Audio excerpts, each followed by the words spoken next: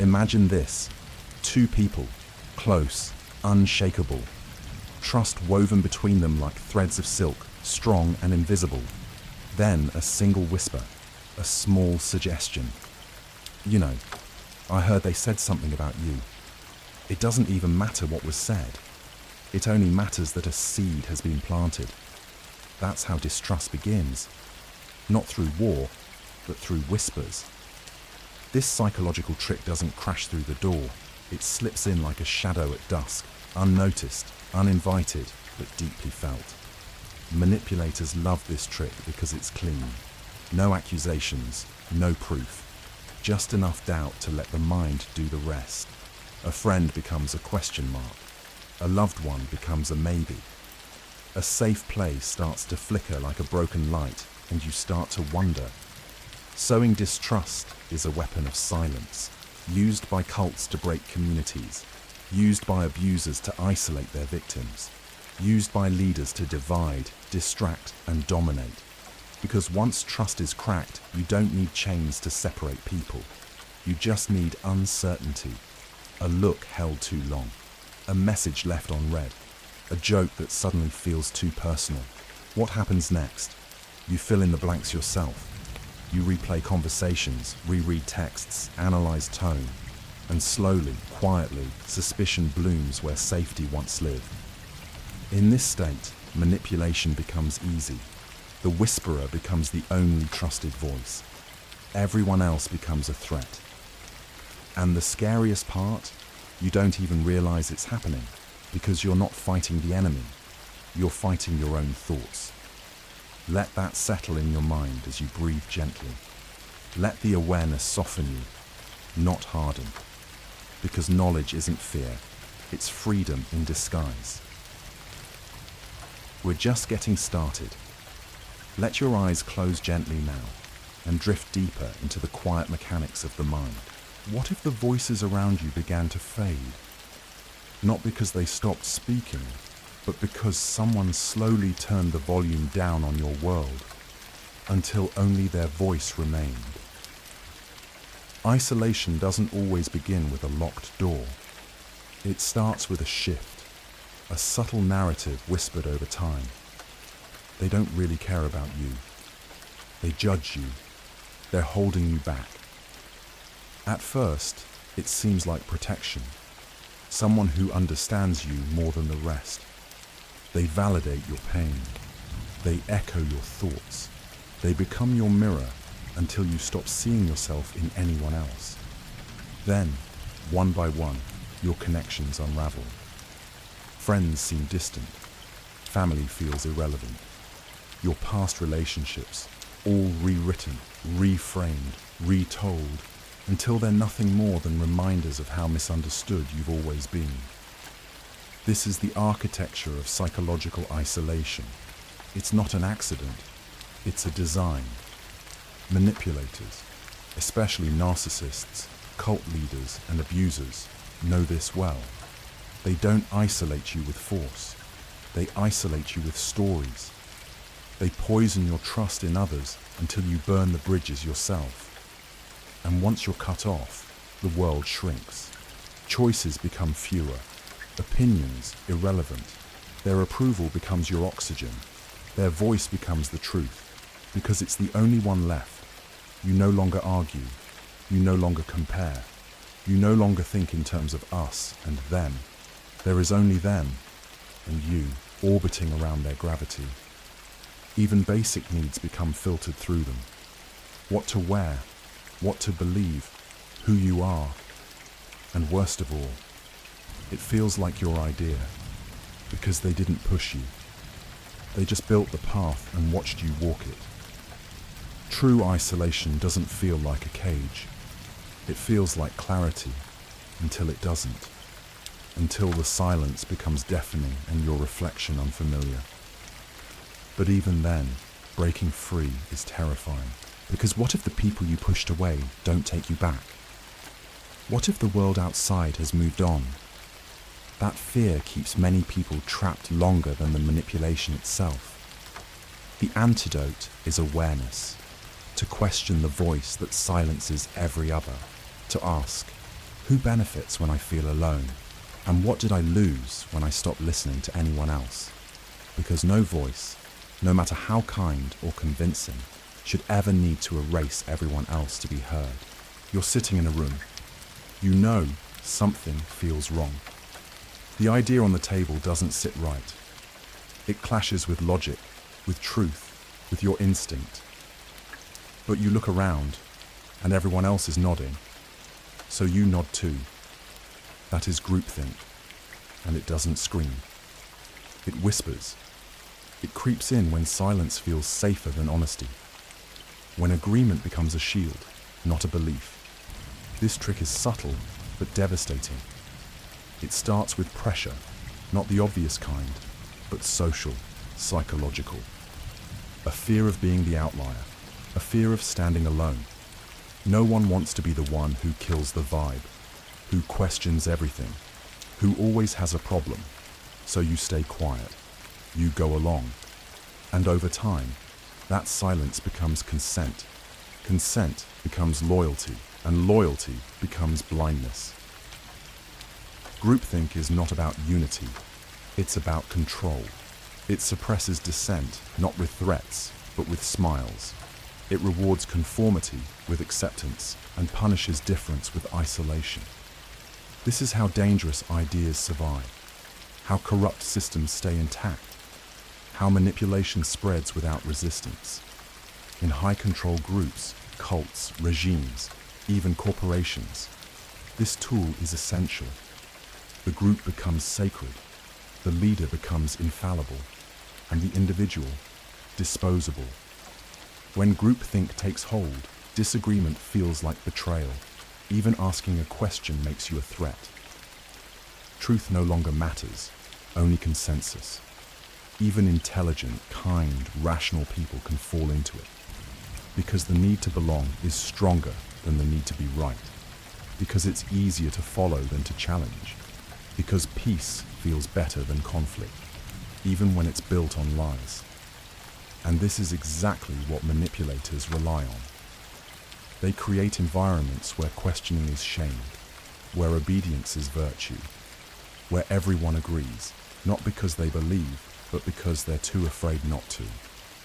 But here's the truth. When everyone is thinking the same thing, someone has stopped thinking. Real unity isn't silence. It's diversity of thought, held together by mutual respect. Groupthink kills that, not with force, but with fear of standing alone. And in that fear, the truth is quietly buried. There's a kind of power that doesn't shout. It doesn't demand obedience or scream commands. It steps in softly, offers to fix things, to keep the peace, to be the only one you can trust. This is the power of the false mediator, a psychological role manipulators use to gain control, not by force, but by placing themselves at the center of every conflict. They play both sides, they listen to everyone, and they make sure that nothing truly gets resolved, because conflict is what keeps them relevant. In toxic relationships, this trick is common. When two people disagree, the manipulator appears neutral, helpful, wise, but behind the scenes, they're feeding both fires. To one, you're not wrong to feel that way. To the other, I get it, they've been unfair lately. Each side walks away thinking the mediator is their only ally, and that's the goal. To remove trust between others and make themselves the one everyone turns to. In families, this creates lifelong dependence. In workplaces, it breeds quiet chaos. In cults and extremist groups, it forms the foundation of control. The manipulator positions themselves as the glue holding everyone together, but in truth, they are the wedge keeping everyone apart. Because as long as there is tension, they remain essential. As long as others mistrust each other, they can be trusted most. They create drama, then offer to clean it up. They fracture trust, then become the bridge. But only a bridge that leads directly through them. This isn't peacekeeping, it's puppeteering. They don't want resolution, they want reliance. They want to be the emotional center of your world, the translator of every misunderstanding, the fixer of every broken moment, the only one who gets it. And here's the trap. They seem like the most reasonable person in the room. They aren't loud, they aren't aggressive, but everything filters through them. And by the time you realize it, your relationships have weakened, not because of conflict, but because you let someone else define the story. Real peacemakers step out once understanding is built. False mediators never leave, because the moment you find peace without them, they lose control. Power is rarely taken all at once.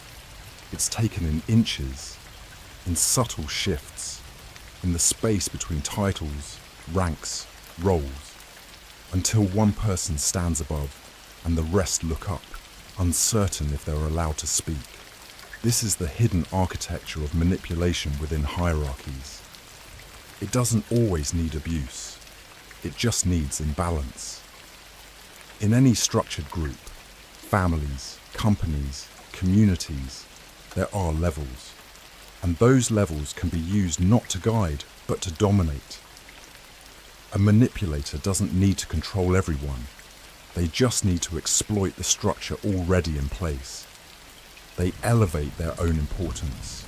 They speak in absolutes. They make their position seem unchallengeable, not because of merit, but because of fear, confusion, or obligation. You'll hear phrases like, "You need to respect the chain of command." "I've been doing this longer than you. You wouldn't understand. It's above your level." And over time, that imbalance becomes accepted. No one questions the leader.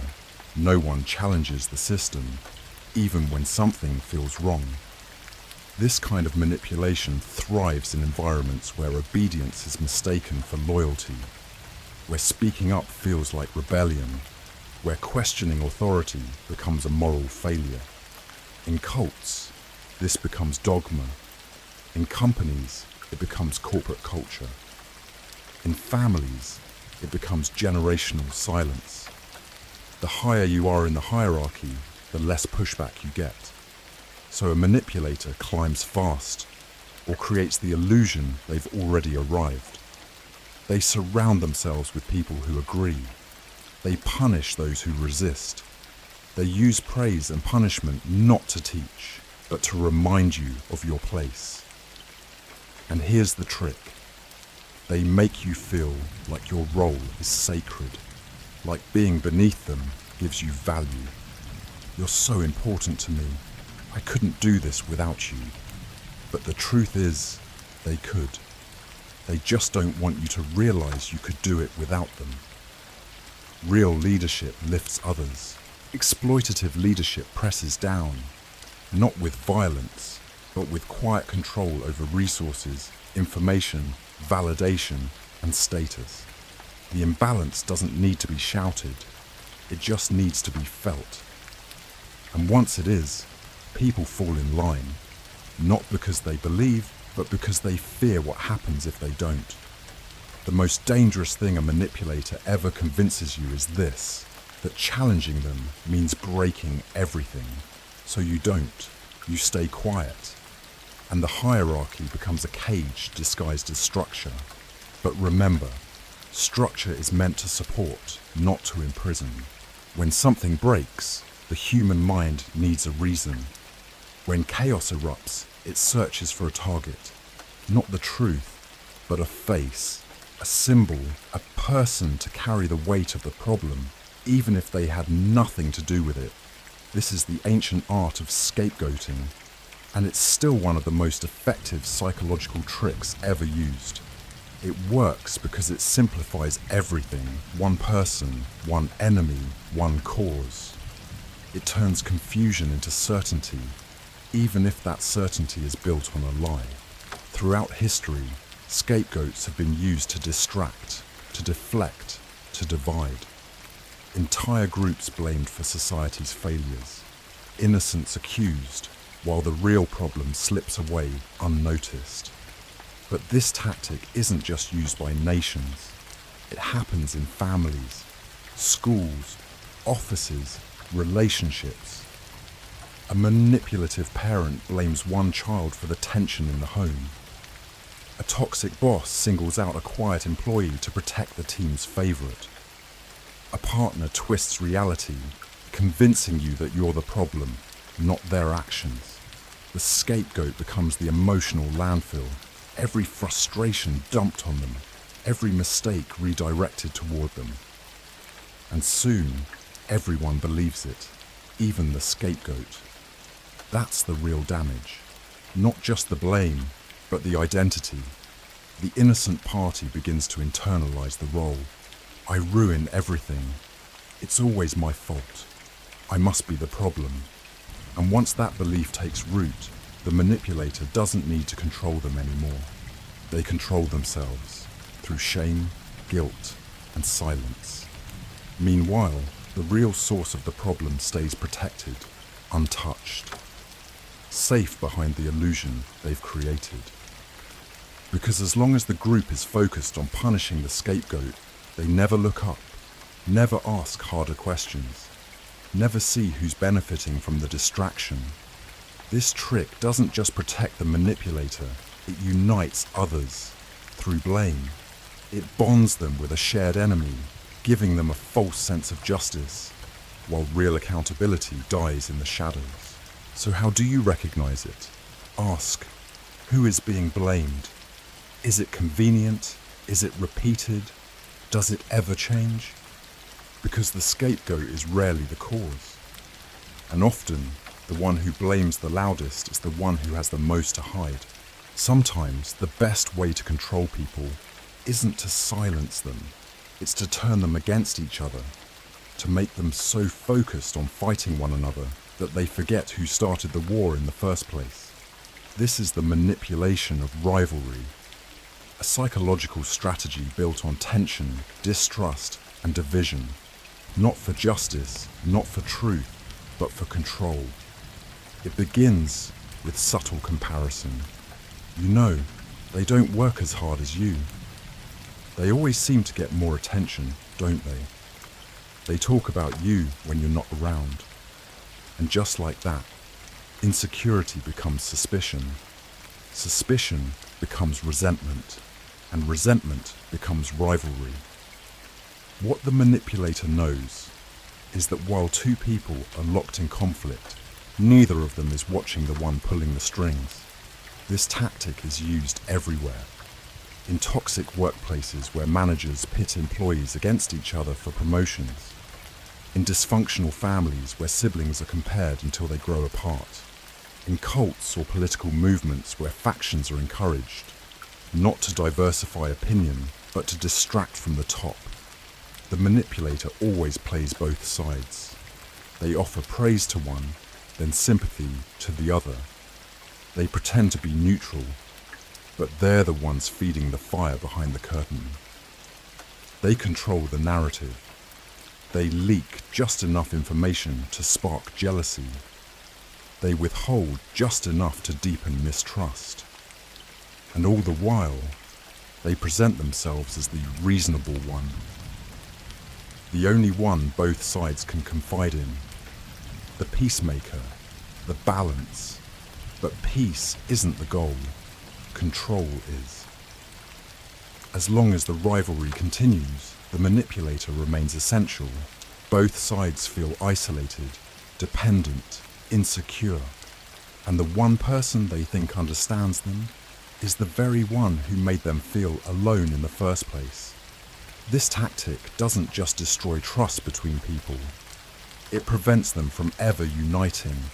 Because united, they might question, they might compare notes, they might see the bigger picture, and that is dangerous for a manipulator.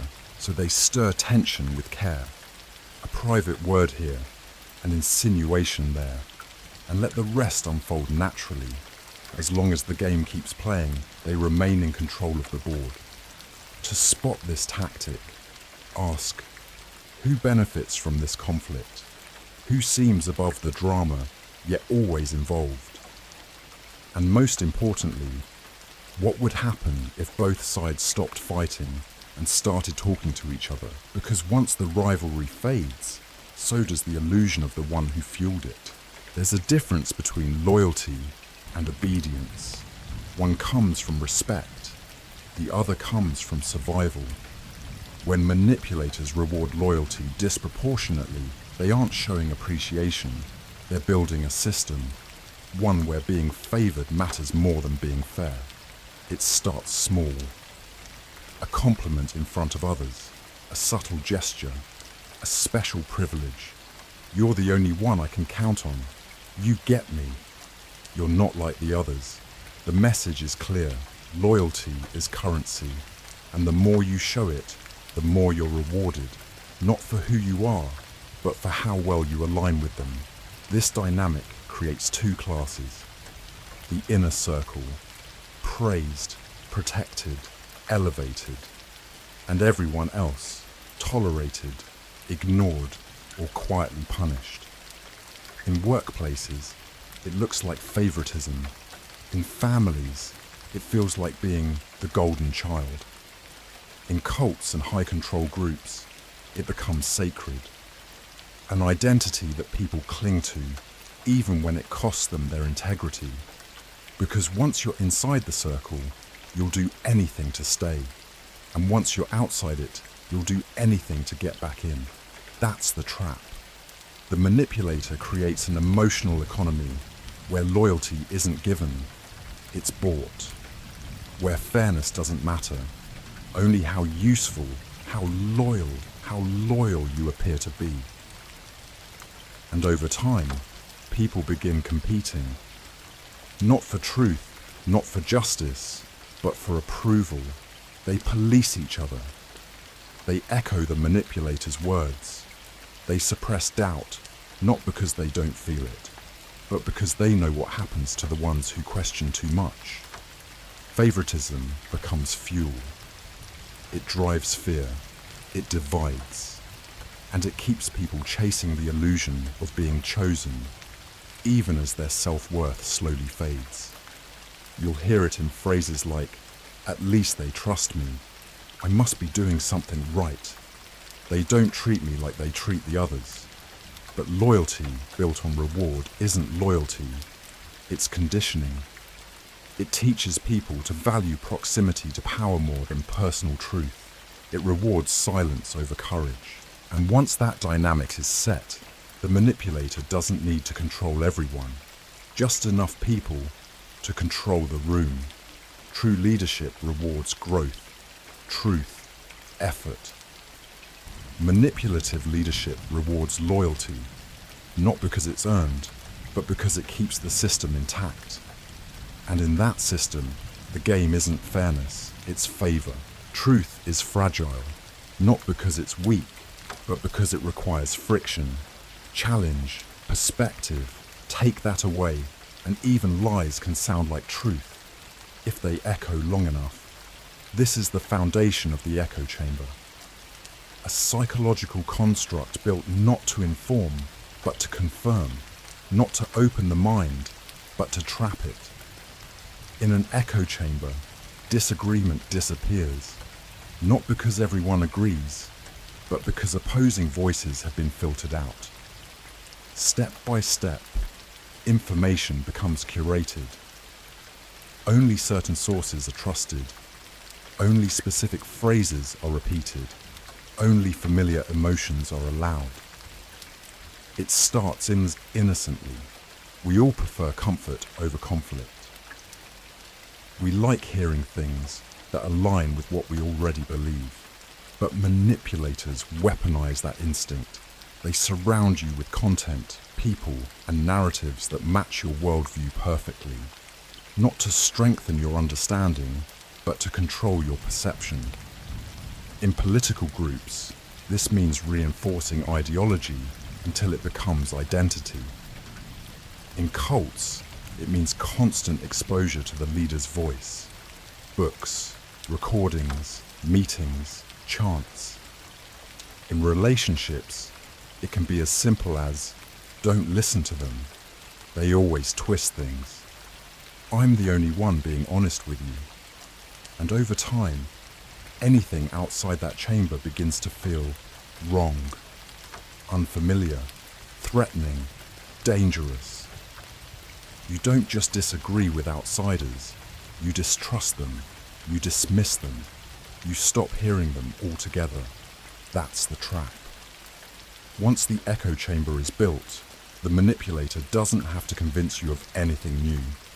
They just have to repeat what you already believe, over and over and over, until it becomes unshakable.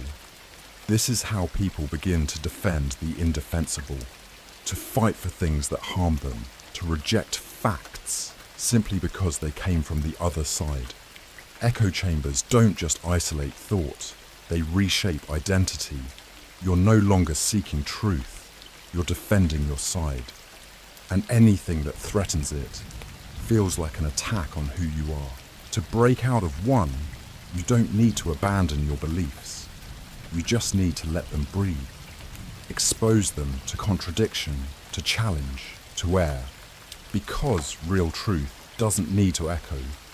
It resonates, even when it stands alone. Confidence doesn't shatter all at once. It erodes, slowly, quietly, like water dripping through stone. And often, the most effective way to break someone's self-belief isn't through harshness, but through suggestion. You sure you want to wear that? You really think you're ready for that promotion? I mean, if that's what you think is best. No insult, no direct attack, just enough uncertainty to make you pause. This is the weapon of subtle criticism.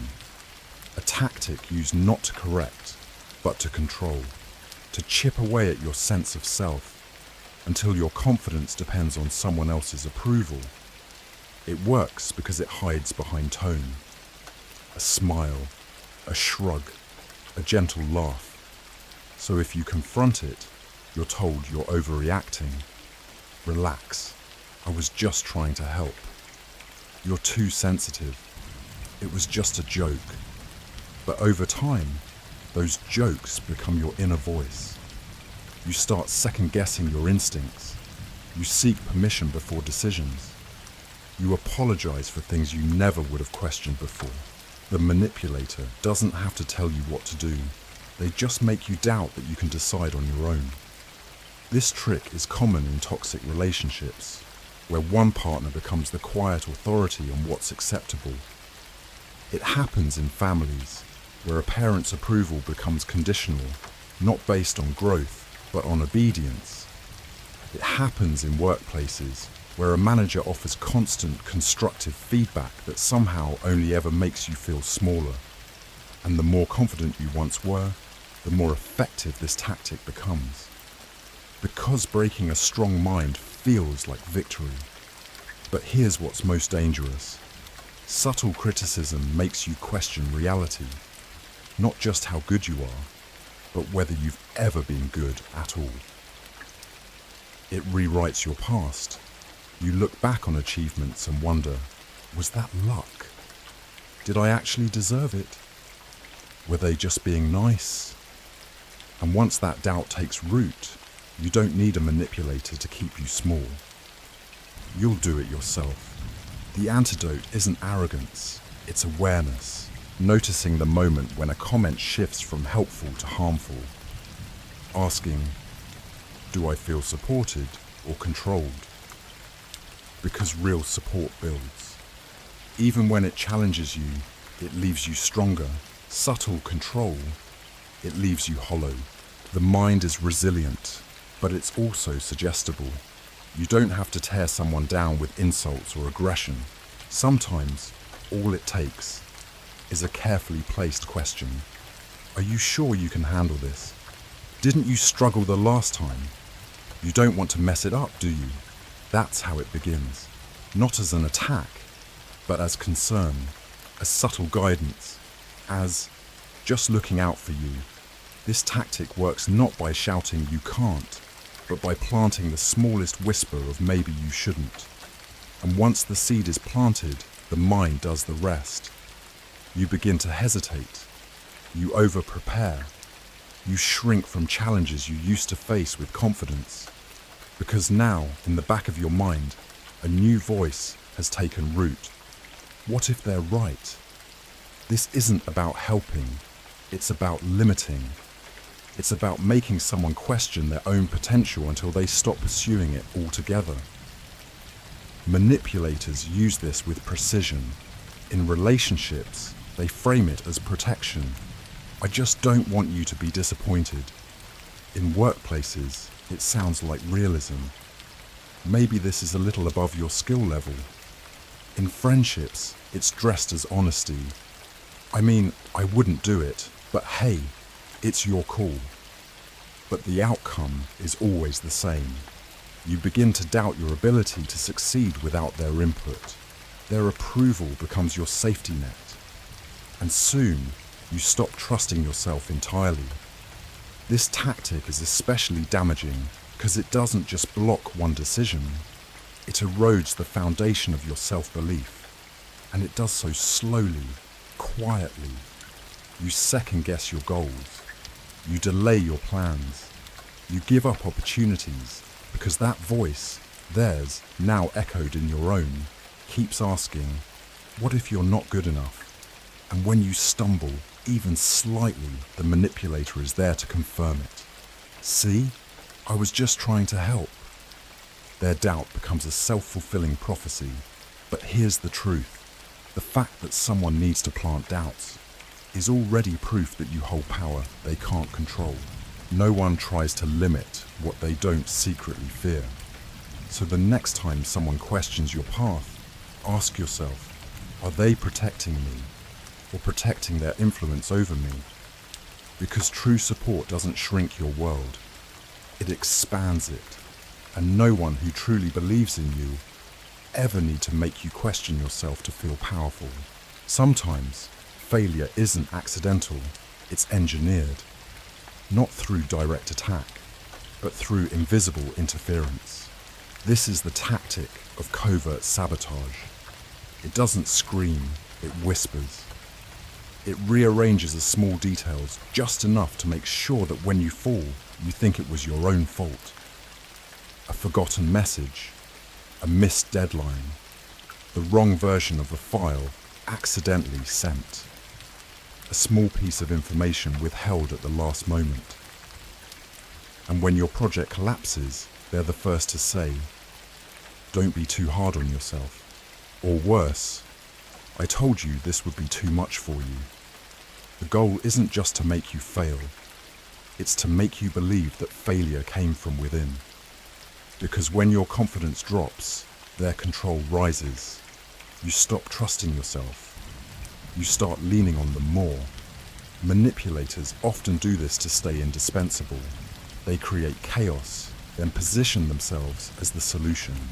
They break the wheel, then offer to help you push it. It's not just personal, it's strategic. In workplaces, this tactic shows up as sabotage, masked as oversight. In relationships, it hides behind carelessness. In cults and high-control groups, it's baked into the system. Failure is always blamed on the follower, never the structure. What makes this tactic so destructive is that it doesn't just block success, it reshapes identity. You start to believe that maybe you're just not good enough, that maybe you do need help, that without their input, things will always go wrong. This manufactured failure becomes the foundation for long-term control. You stay close because you're afraid of falling again. You avoid risks. You shrink your goals. All while the person who sabotaged you pretends to be your biggest supporter. It's psychological quicksand. You sink, and the hand reaching to save you is the same one that pulled you in. To spot this manipulation, look for patterns. Do things go wrong only when a certain person is involved? Do they offer help before you even ask? As if they expect you to fail. And most importantly, do you feel smaller every time they step in to help? Because real support empowers. It clears the path. It lifts you up. Sabotage, on the other hand, hides in your blind spots. waiting for the moment when your trust in yourself becomes so weak that you stop noticing it altogether. No one is perfect. We all have flaws, small cracks in the mirror of who we are. But in the hands of a manipulator, those cracks become fault lines. This is the tactic of flaw exaggeration. It doesn't invent your weaknesses, it amplifies them, it isolates them.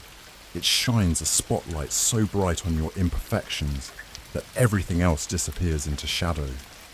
Maybe you're late sometimes. Maybe you get anxious.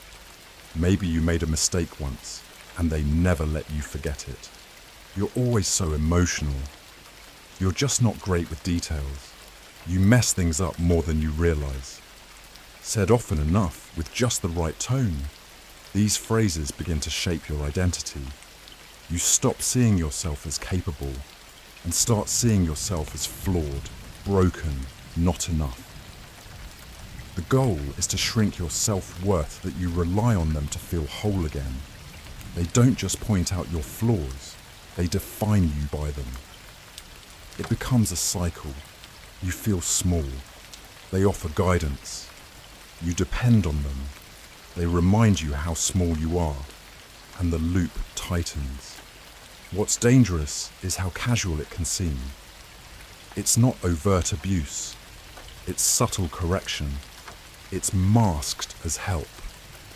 I'm just being honest. I say this because I care. No one else will tell you, but you need to hear it. But what you're hearing isn't truth. It's a distortion, because real flaws aren't weapons. They're human. They're part of growth.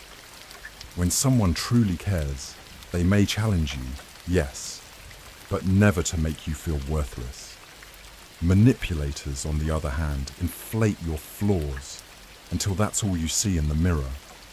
And once they control your self-image, they don't need to force anything. You'll lower your own standards. You'll question your own worth. You'll stop reaching for more because you've been convinced that you don't deserve it. The most devastating part, you start criticizing yourself for the very things they exaggerated. Their voice becomes your inner critic, and you carry the weight of their judgment long after they're gone. To break this, you must reclaim the full picture of who you are. Strengths, struggles, complexity, all of it. Because you are more than the worst thing about you, and no one has the right to reduce you to only what's broken. It starts with something small, a forgotten conversation, a subtle contradiction, a question you ask, and the answer comes back colder than expected. I never said that. You're remembering it wrong. You're being dramatic. You pause. You were sure. You know what you heard. You know what you felt. But they're certain and calmer, so you doubt yourself. That's how gaslighting begins. Not with chaos, but with quiet erosion. One moment at a time. The goal, not just to lie to you, but to make you stop trusting your own mind. Gaslighting is one of the most dangerous psychological tricks because it doesn't just manipulate what you see, it manipulates how you interpret what you see. Over time, you begin to rewrite your memories. You apologize for things you didn't do. You explain yourself for emotions you were never wrong to feel. And the gaslighter, they stay calm. They stay logical. They frame your confusion as weakness and their cold detachment as wisdom. They will say you're too sensitive, too emotional, too unstable. But what you actually are is under attack. They deny facts, even when there's proof. They shift blame with ease. And if you confront them, they act confused or even hurt. How could you think I do that? You must be projecting. You really need help. And that's when it gets deeper. You start to believe them. You start to think, maybe I do overreact. Maybe I am broken. Maybe they're the only one who sees clearly. This is the trap. Because once your perception has been dismantled, you rely entirely on theirs. They become the translator of your own life. What happened, what it meant, whether it even mattered. You don't fight back because you're not even sure there's anything to fight. And if anyone else notices, the gaslighter gets there first. They've been acting strange lately. They've always had issues with reality. They're under a lot of stress. Now, your isolation is complete. No one believes you, not even you. This isn't just manipulation. It's psychological rewriting. It's the theft of truth, replaced by a version that serves only them. To escape it, you have to do something terrifying. Start believing yourself again, even when they insist you're wrong, even when the doubt screams louder than the truth. Because the most dangerous thing a gaslighter steals isn't your memory, your logic, or your relationships. It's your reality. Reverse psychology is manipulation disguised as freedom. It doesn't force you. It doesn't even ask you. It lets you believe the idea was yours all along. At its core, reverse psychology is simple. Say the opposite of what you want, so the other person will do exactly what you hoped for. But in the hands of a skilled manipulator, it becomes something much darker. It's not just about getting someone to eat their vegetables or make a harmless choice. It's about guiding decisions, emotions, even identities, while making the victim believe they're in full control. You probably wouldn't understand this. You're not the type to take risks. It's fine. I didn't expect you to try, anyway. To someone confident, it sounds like a challenge. To someone insecure, it sounds like a limitation. Either way, the manipulator gets what they want, because the other person is reacting, not deciding. This trick is especially common in toxic dynamics, where the manipulator needs to keep their hands clean. Instead of saying, "do this," they say, "don't bother." Instead of controlling overtly, they steer the situation in silence. And the scariest part? It feels like a choice.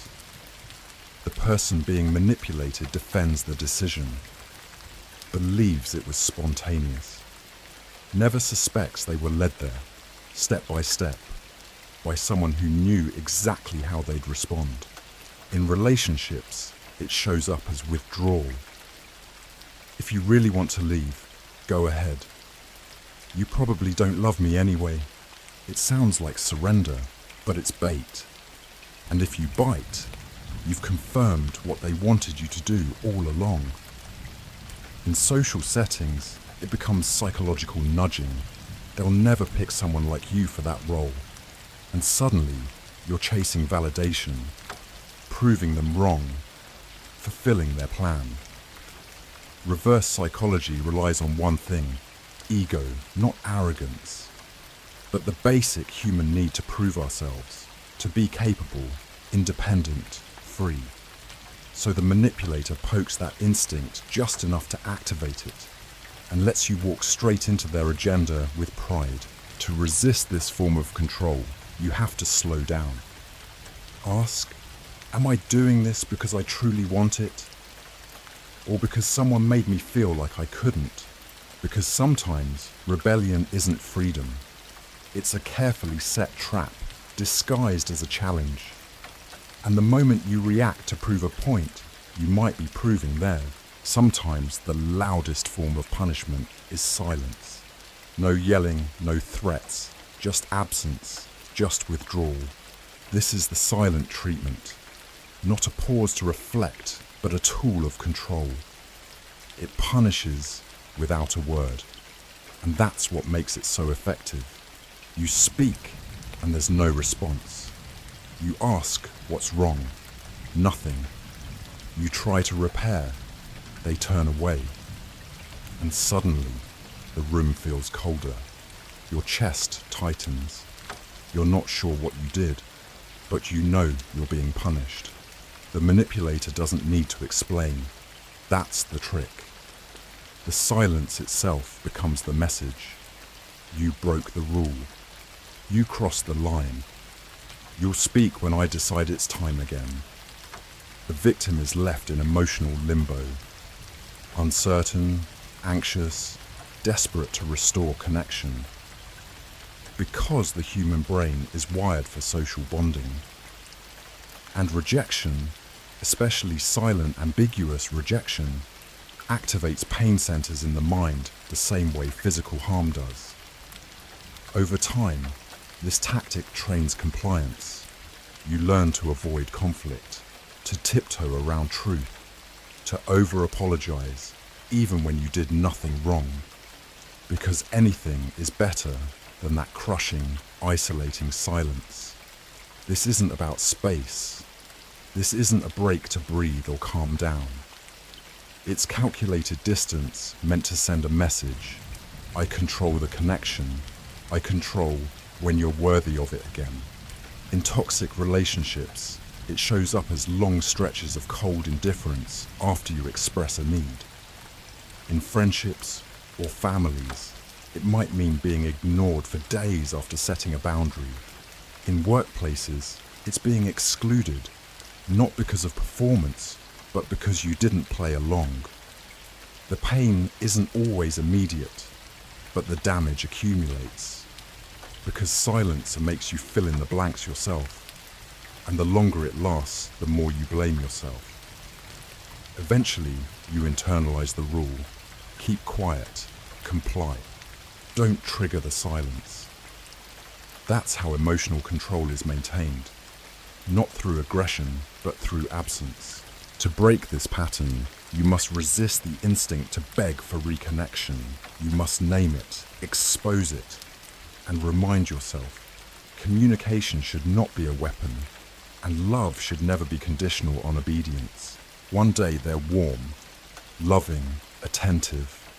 The next, they're cold, distant, cutting, and you're left spinning, wondering what changed, wondering what you did wrong. This is one of the most insidious psychological tricks, alternating kindness and cruelty. A cycle designed to confuse the mind, weaken the heart, and break emotional defenses. It's not random, it's not mood swings, it's a pattern, a calculated rhythm of reward and punishment. When they're kind, it feels euphoric. You feel seen, chosen, valued. The affection is overwhelming. Intense eye contact, grand gestures, comforting words. It feels like the connection you've always craved. But just when you start to feel safe, everything shifts. They withdraw. They criticize. They ignore your messages, raise their voice, accuse you of things you didn't do. And you're left desperate, not just for peace, but to get back to who they used to be. That's the trap.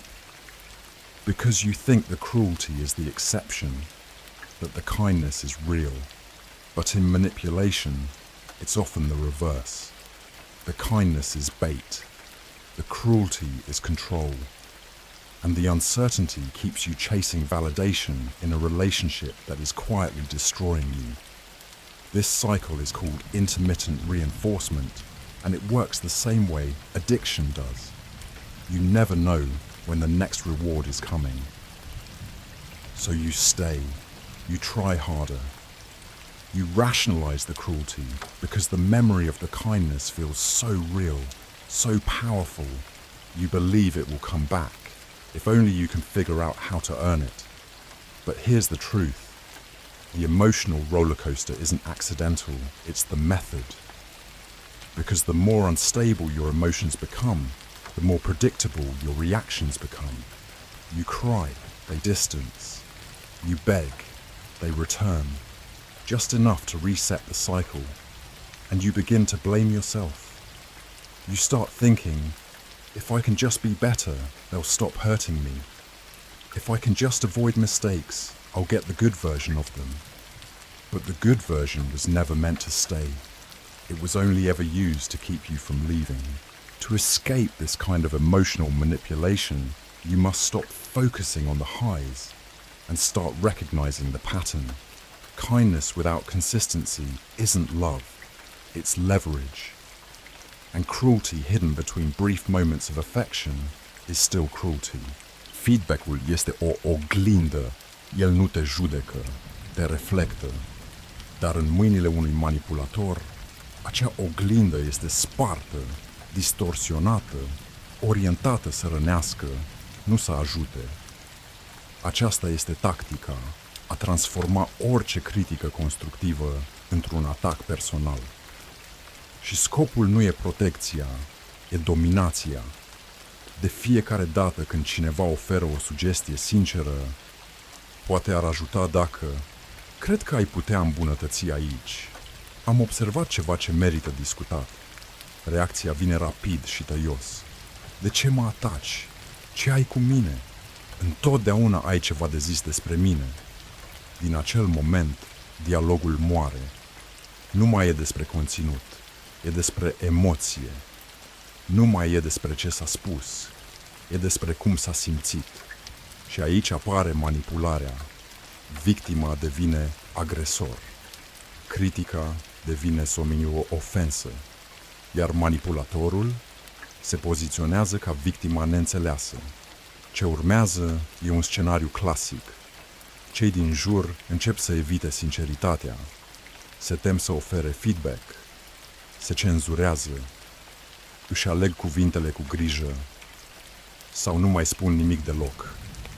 Pentru că de fiecare dată când deschid gura, li se spune că au rănit, că sunt toxici, că au probleme de atitudine. Astfel, manipulatorul elimină singura forță care i-ar putea opri, adevărul spus cu curaj. Această strategie este frecventă în relații abuzive, unde orice încercare de dialog este transformată în dramă. În medii de lucru toxice, unde liderii slab pregătiți resping sugestiile ca lipsă de loialitate. În grupuri ideologice, unde orice critică este etichetată drept trădare. De fiecare dată, scopul e același: să elimine controlul celorlalți asupra realității, să îi facă să tacă, să se îndoiască de propria intenție, să creadă că poate au fost prea duri sau prea direcți. Dar adevărul? Feedback-ul sincer nu e violență, e maturitate. Iar cine transformă critica în atac nu se protejează, se ascunde. Dacă orice observație te transformă în inamic, te afli într-un spațiu unde controlul contează mai mult decât claritatea. Iar acolo, adevărul nu are loc să respire. Nothing kills initiative faster than humiliation, especially when it happens not in private, but in front of a crowd. Cold, deliberate, calculated. This is the tactic, to publicly shame someone for a mistake, so they think twice before ever trying again. It's not just correction, it's punishment by exposure.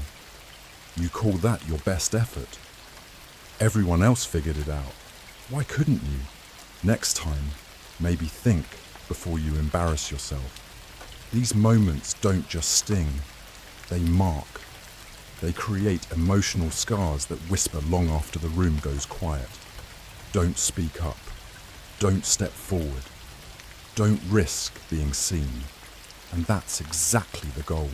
Public shame works because it hijacks something primal, our need for belonging. In early human history, exile from the group meant death. And that fear still lives in us. So when we're humiliated publicly, our instinct isn't just embarrassment, it's survival. We shut down. We withdraw. We become smaller. Manipulators use this fear as a tool. In toxic workplaces, leaders may shame an employee in meetings not to correct them, but to warn others. Step out of line, and this will happen to you too. In families, a parent may mock a child's failure at the dinner table, making sure siblings laugh along. The message is clear. Don't disappoint me, or you'll be next. In controlling relationships, a partner might share your private failures with others, framed as concern or a joke. But you feel the sting. You hear the lesson. Stay in line. And over time, it works. You stop trying new things. You second guess your voice. You avoid risks, not because they're unsafe, but because someone taught you that mistakes equal shame. But here's the truth. Everyone fails. Everyone stumbles. And the people who grow are the ones who are allowed to do so without being punished for it. True leadership corrects with respect. Real love allows imperfection. Shame silences. It conditions obedience through fear, and it replaces growth with paralysis. To break this cycle, you must unlearn the lie that failure is disgraceful, because the person who shames you publicly isn't trying to help you improve. They're trying to make sure you never rise high enough to challenge their control. Not all manipulation sounds like persuasion. Sometimes it's printed in bold, highlighted in green, and followed by an asterisk. This is the world of deceptive pricing, where what you see is almost never what you get. Only £9.99 month. Free trial, cancel anytime. Premium access just one click away. The numbers are small. The words are inviting. The urgency is engineered. But underneath it all, a strategy designed not to inform you, but to disarm you. These models work by separating perception from reality. They anchor your attention to the starting price, then slowly layer on the real costs later, after you've already committed. It's not just about hiding fees. It's about shaping emotion, making you feel like you're getting a deal, when in fact, you're being led into a trap. Ever signed up for something free and then got charged because you forgot to cancel? That's not a mistake. That's the model. Ever picked the middle option because the other two felt too extreme? That's not you being reasonable. That's psychological framing, called price anchoring, where the options are designed to make one seem like the best deal, even if it isn't. These tactics exploit cognitive biases, how we underestimate long-term cost, how we avoid effort, how we trust clean design and short words. They break prices into parts, hide terms behind tiny icons, and offer bonus value to distract from the real equation. And by the time you realize what it's truly costing, in money, time, or data, you're already in too deep to back out. Subscriptions, add-ons, service fees, auto-renewals. They don't want you to see the whole picture, just the most attractive corner of it. Because in a deceptive pricing model, transparency is a threat, and confusion is the plan. To protect yourself, ask not what's being offered, but what's being hidden. Ask, what am I agreeing to? When does this cost increase? What happens if I stop paying? And most importantly, does this feel clear or convenient? Because when pricing is too easy to believe, it's often been designed to make you believe something that isn't real. Ends tonight at midnight. Only 3 left in stock. Hurry, offer expires in 2 hours.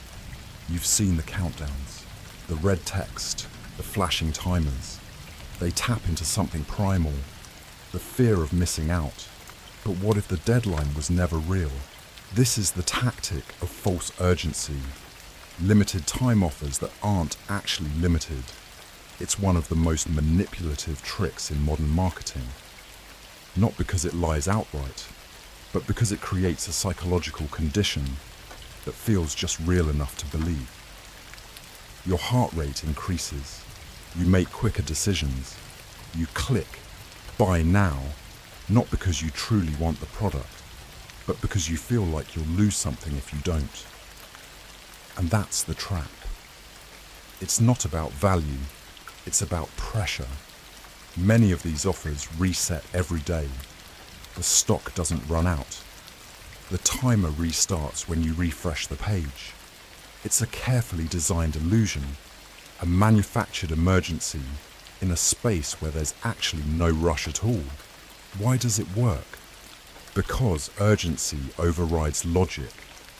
When your brain senses a closing window, it shifts from analytical mode to survival mode. You stop comparing prices. You stop reading details. You act now or risk regret. It's the same tactic used at clearance sales, during final product drops, in email subject lines screaming, "Last chance," every single week. But here's the secret. If something is truly valuable, it doesn't need a clock to prove it. False urgency is about control. It replaces your freedom to choose with the illusion of scarcity. And once you've bought in, literally, you often realize the offer wasn't that special after all. And yet, the next time you see it, you feel it again. Because the emotional response has been conditioned, triggered, reinforced. This trick turns your natural instinct to act quickly into someone else's profit strategy. So how do you protect yourself? Watch for patterns. Do the countdowns reset? Are the last chance emails arriving weekly? Is the exclusive deal always available? Pause. Breathe. Ask yourself, am I buying because I want it? Or because I'm afraid not to? Because real choice requires space. And real value doesn't need a ticking clock to exist. Sometimes, manipulation doesn't come through what's said, but through what's buried. Tactica vecchie dal mero efficiente, ascunde condizile essenziale and littera mitch, the fine print. That barely visible cluster of words at the bottom of the page, tucked beneath a bright offer, under a bold headline. It's there, technically, but not really meant to be read. And that's the point, because legally they told you, but psychologically they hid it. The true cost, the locked-in commitment, the auto-renewal, the impossible cancellation clause. It's all there, just small enough that your brain doesn't register danger. Why does this work so well? Because we're conditioned to trust presentation. Big fonts feel important. Bold colors grab attention. We skim, we scroll, we assume, and manipulation thrives in assumption. You click "I agree" without reading. You sign the dotted line because the offer sounds great.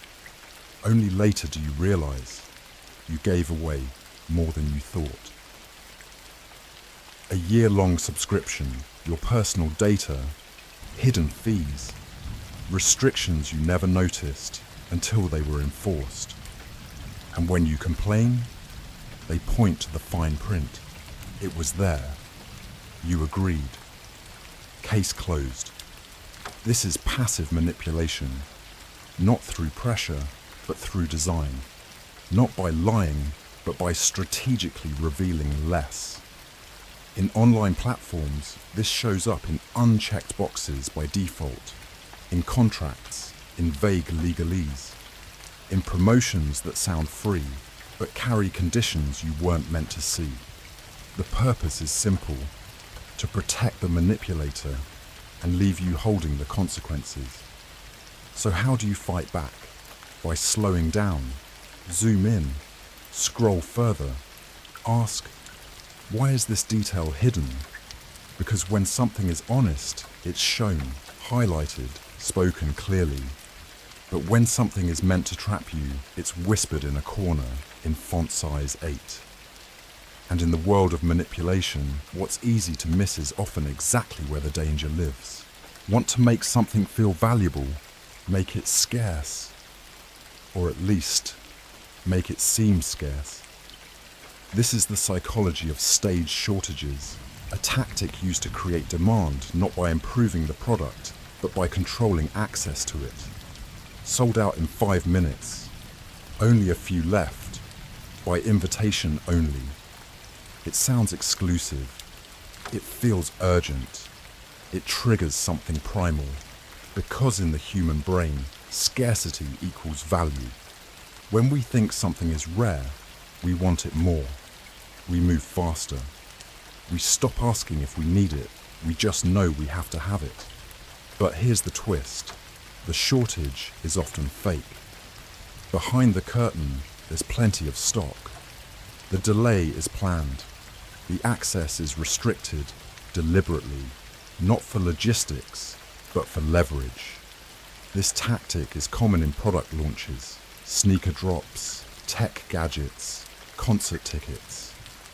It's not that they couldn't make more, it's that they chose not to, so people would fight to get in. Artificial demand inflates hype. It builds lines. It floods social media with screenshots.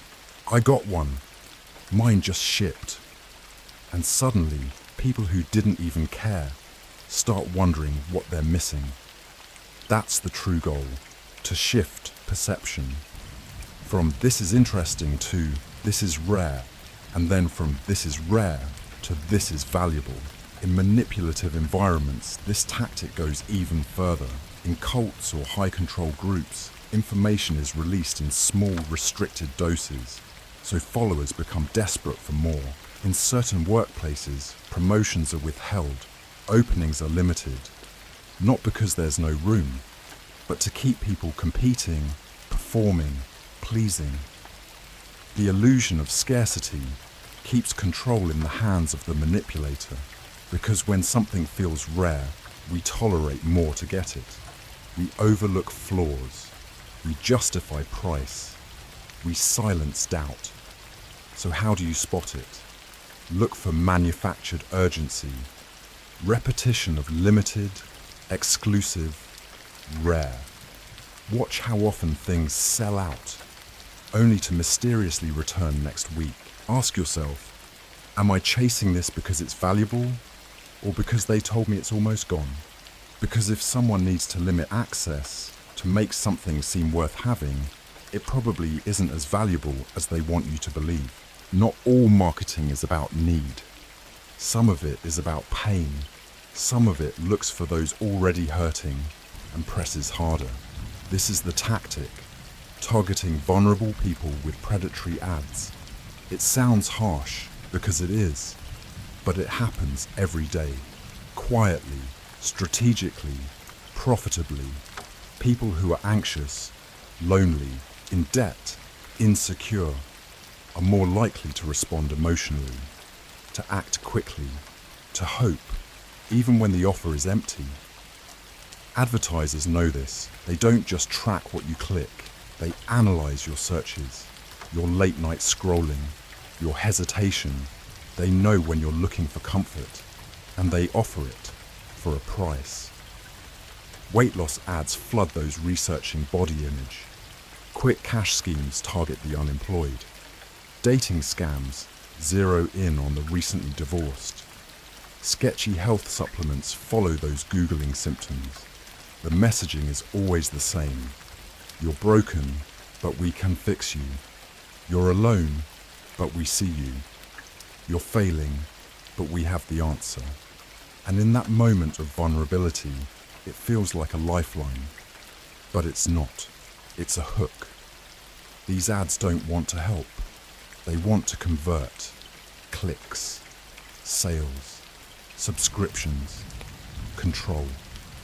And the more emotional you are, the less logical your decision becomes. Because when someone's in pain, they don't need proof, they need hope. That's what these ads sell, false hope, wrapped in perfect targeting. The danger goes beyond purchases. It builds dependency. It reinforces insecurity. It creates habits of emotional spending, impulsive choices, and cycles of regret. And when the product doesn't deliver, the blame is subtle. You didn't try hard enough. Maybe you weren't ready. Others saw results. So you try again. You buy more. You stay hooked. This tactic is legal, often profitable, rarely ethical, because it doesn't seek customers, it seeks weakness. To resist it, you have to pause when you feel emotional pressure. You have to ask, why now? Why me? Who profits from this fear I'm feeling? Because any message that begins with "you're not enough" and ends with "buy this" was never meant to help you heal. You walk into a store and suddenly you feel calm or energized or hungry. But nothing was said. No one convinced you of anything. It was the walls, the lighting, the colors. This is the tactic, exploiting color psychology to influence emotion and behavior without you ever realizing it. Red increases appetite. That's why fast food chains bathe their branding in it. Blue evokes trust, used in banks, tech, and healthcare to create calm and authority. Yellow grabs attention, great for sales signs, not so great for long-term comfort. Green relaxes, linked with nature, freshness, and eco-trust. Black adds luxury, white adds purity. Orange, impulse, purple, mystique, desire, creativity. Colors bypass logic. They don't ask for permission. They speak to the part of your brain that reacts, not thinks. In marketing, this is weaponized with precision. A product for sleep, soft blues, a weight loss pill, bright red cap. A premium subscription, gold accents and deep black contrast. Even pricing buttons are designed this way. Ever notice the best value option is always brighter? That's not by chance. It's meant to feel better before you even read it. And it doesn't stop in stores. Color is everywhere. Websites, packaging, political ads, even the filters used in social media. Manipulators don't need to say anything. They just color the experience to guide your emotions. It's not what's sold, it's how it's wrapped. The goal is simple, to make you feel something that makes you do something. Buy, click, trust, agree. And because it feels natural, you don't question it. That's what makes this trick so effective. It doesn't convince you, it primes you, gently, invisibly, constantly. To protect yourself, start asking, how do I feel and why? Am I calm because this brand is honest? Or because the blue made me feel safe? Am I rushing because I want to? Or because the flashing red triggered urgency? Because until you notice the color, you're already under its influence. In a world where attention is currency, first impressions aren't just important, they're everything. And in manipulation, the outside often sells what the inside can't deliver. This is the tactic, designing packaging to imply higher quality than actually exists. It's everywhere. Glossy finishes, gold trim, matte black boxes with minimalist text, textured labels that feel expensive to the touch. You haven't tasted the product, you haven't tested the item, but something about the way it looks makes it feel premium. That's not coincidence. That's psychological engineering. Packaging works on your subconscious. It signals value.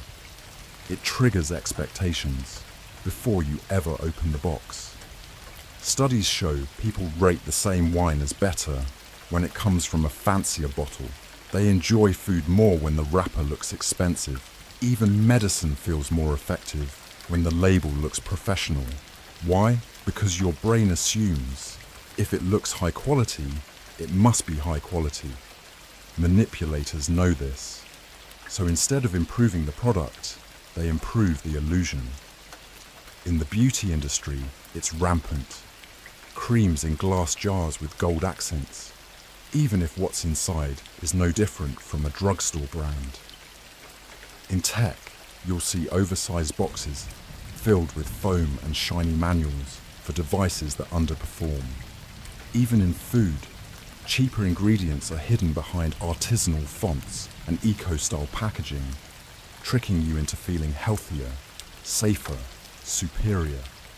The danger isn't the packaging itself, it's what it hides. Because when appearance outshines substance, we stop asking questions.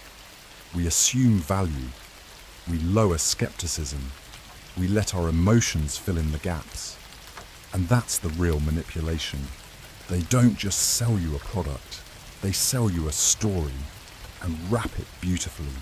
To resist this, slow down your judgment. Ask, would I still want this if it came in a plain white box? What's the actual value here beyond the design? Because packaging fades, but quality or lack of it stays with you. And in a world full of polished surfaces, learning to see past the wrapper is the first step toward not being fooled. You see the label, it says natural, pure, organic, and something in you relaxes. You feel safer, more responsible, like you're making a better choice.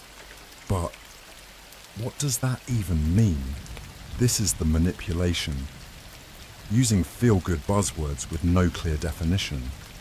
These terms aren't always regulated. They aren't always specific. And often, they're not even true. But they work because they sound healthy. They feel safe. They tell you exactly what you want to hear without actually saying anything. A drink labeled natural may still be full of sugar. A face cream called Pure might contain dozens of synthetic chemicals. A cereal branded as organic might only have one organic ingredient buried in the middle of the list. But the words, they glow. They trick your brain into lowering its defenses. You trust the packaging. You stop reading the details. That's the point. These buzzwords function like emotional shortcuts. They bypass critical thinking. They whisper reassurance. This is the better choice. This is good for you. You don't need to look deeper. And the imagery helps. Leaves on the label. Soft earth tones. Smiling farmers. Sunlight and dew drops on the packaging. Even if the product came from a factory, you feel like it came from a garden. And so, you buy it. Not because of what it is, but because of what it feels like. Marketers use this deliberately. They know consumers want simplicity, certainty, moral comfort. So they give it to them, in words that say a lot but mean almost nothing. It happens in food, in supplements, in beauty, in cleaning products, even in politics and technology. The trick is always the same. Invoke emotional language. Avoid specific meaning. Let the buyer build the illusion themselves. To protect yourself, look beyond the buzz. Read the label, check the ingredients. Ask, what does this word actually mean here? Is it defined or is it just decoration? Because words like natural or clean aren't bad. They're just empty until someone fills them with truth or with manipulation. There's something seductive about being chosen, about being one of the few, part of a group that others can't access. It feels powerful, special, safe. And that's exactly why exclusivity is one of the most effective psychological manipulation tools. This is the tactic, promoting exclusivity not just to attract, but to divide, to create elitism. It starts innocently, members only, by invitation, not for everyone. At first, it sounds like quality control, like refinement, but in reality, it builds hierarchy, a system where some are made to feel superior, while others are left looking in. In marketing, this sells luxury. In social groups, it creates loyalty. In ideologies, it builds walls. The message is subtle but clear. You are part of something others are not. And with that comes pressure to keep your spot, to defend the group, to prove you're worthy. It's not about what you're getting, it's about what others aren't. That's the psychological hook. Because humans are wired for belonging, but we're also wired for status. When someone gives you exclusivity, they're not offering value, they're offering identity. But that identity comes with a cost. You may start looking down on those outside the circle. You may feel guilt for questioning the group.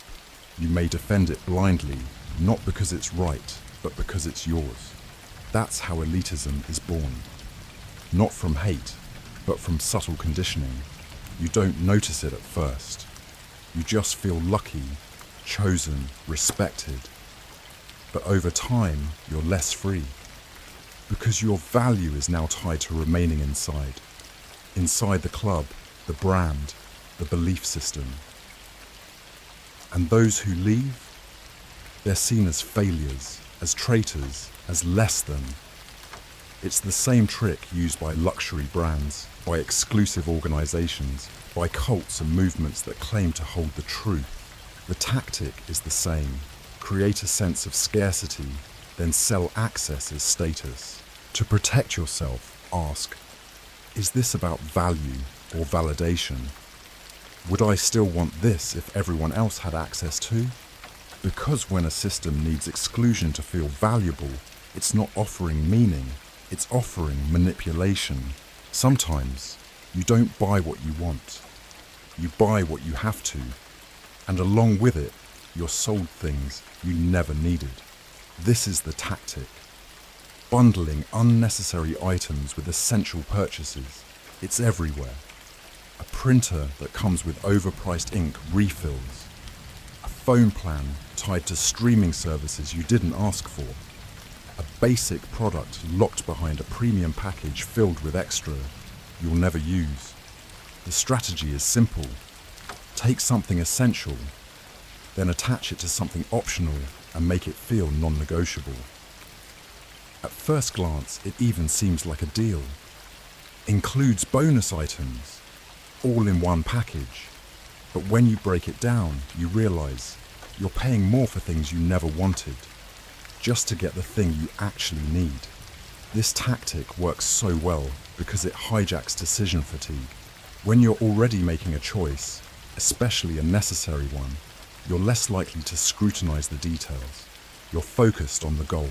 Get the laptop, subscribe to the service, buy the medication, and the rest, it blends in. This also plays into the psychology of loss aversion. Once an item is part of a bundle, removing it feels like you're losing value, even if that value was never real. You hesitate. You think, well, maybe I'll use it. And with that, the sale is made. In manipulative contexts, bundling becomes even darker. Healthcare plans that include optional protections you can't remove. Educational tools that require expensive, bloated software. Public services that tie basic needs to unrelated purchases. It's no longer about serving the buyer. It's about increasing the price without making it look like a price increase. So how do you fight back? By isolating the value. Ask, what am I actually paying for? Do I need everything in this package? What would it cost me to get only the core product? Because sometimes the illusion of convenience is just a way to hide excess. And the more invisible the add-ons, the more likely they're benefiting someone else, not you. There's a voice that doesn't speak loudly, but once it enters your mind, it echoes for years. You'd be more successful if you looked better. Maybe you're just not smart enough. Are you really sure people like you? This isn't truth. It's a tactic, pointing out perceived flaws to exploit insecurity. It doesn't start as an insult. It starts as a suggestion, a casual comment, a glance, a question framed as help. You'd look better if you lost a little weight.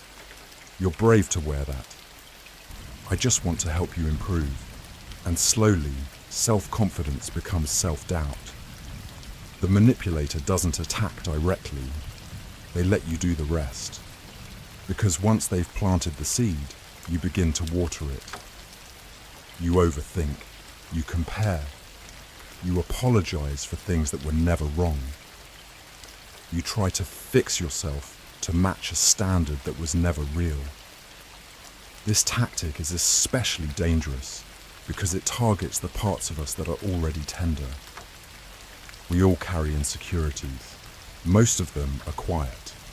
But when someone shines a light on them, even gently, they start to grow out of proportion.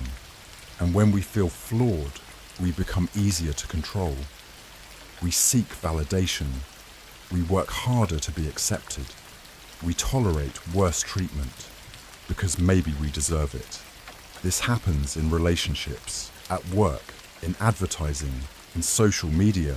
A product ad shows you a problem you didn't know you had and then offers a solution. A partner tells you what needs fixing, then offers their approval if you change. A boss critiques your tone, your posture, your personality, not to help you grow, but to make sure you doubt yourself just enough to never ask for more. The formula is cruel but simple. Make someone feel small, then position yourself as the one who sees their flaws and still accepts them. To resist this, you have to recognize the game. Ask, is this feedback or conditioning? Does this make me better or just more compliant? Because the people who truly care about you won't make you shrink. To feel seen, and your value was never supposed to come from someone who profits off your doubt. There's a kind of silence that doesn't come from peace. It comes from fear. The fear of being exposed, of being hurt again. And some people don't comfort that fear. They use it. This is the tactic. Exploiting someone's trauma to gain psychological leverage. It starts in moments of vulnerability. You share a story of pain, betrayal, abuse, loss. You think you're safe.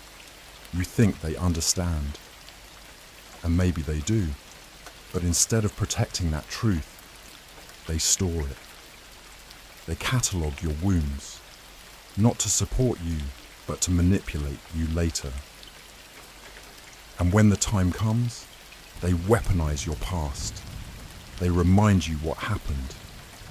They suggest you're not strong enough to handle certain things. They twist your survival into weakness. You always overreact. Remember what happened before? No wonder you're anxious after what you've been through. You need me. You fall apart without someone guiding you.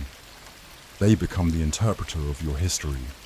And little by little, you begin to doubt your own strength. Because trauma is heavy, confusing. And when someone stands beside you and offers certainty, even toxic certainty, it's tempting to believe them.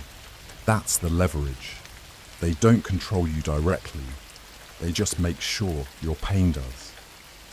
And then they position themselves as the only one who understands it, the only one who accepts it, the only one who will stay even though you're broken.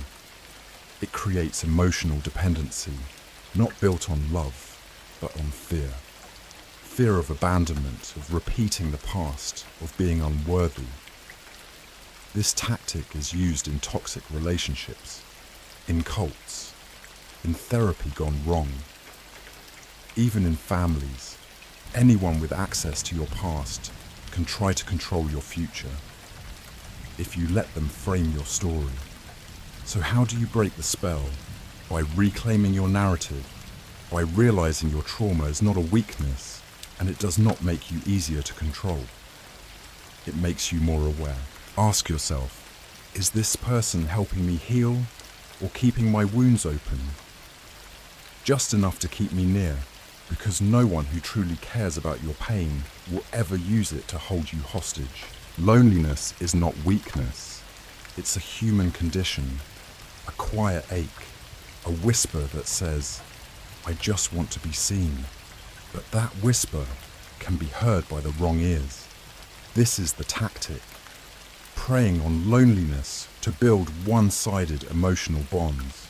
It starts with attention, a message, a compliment, a listening ear.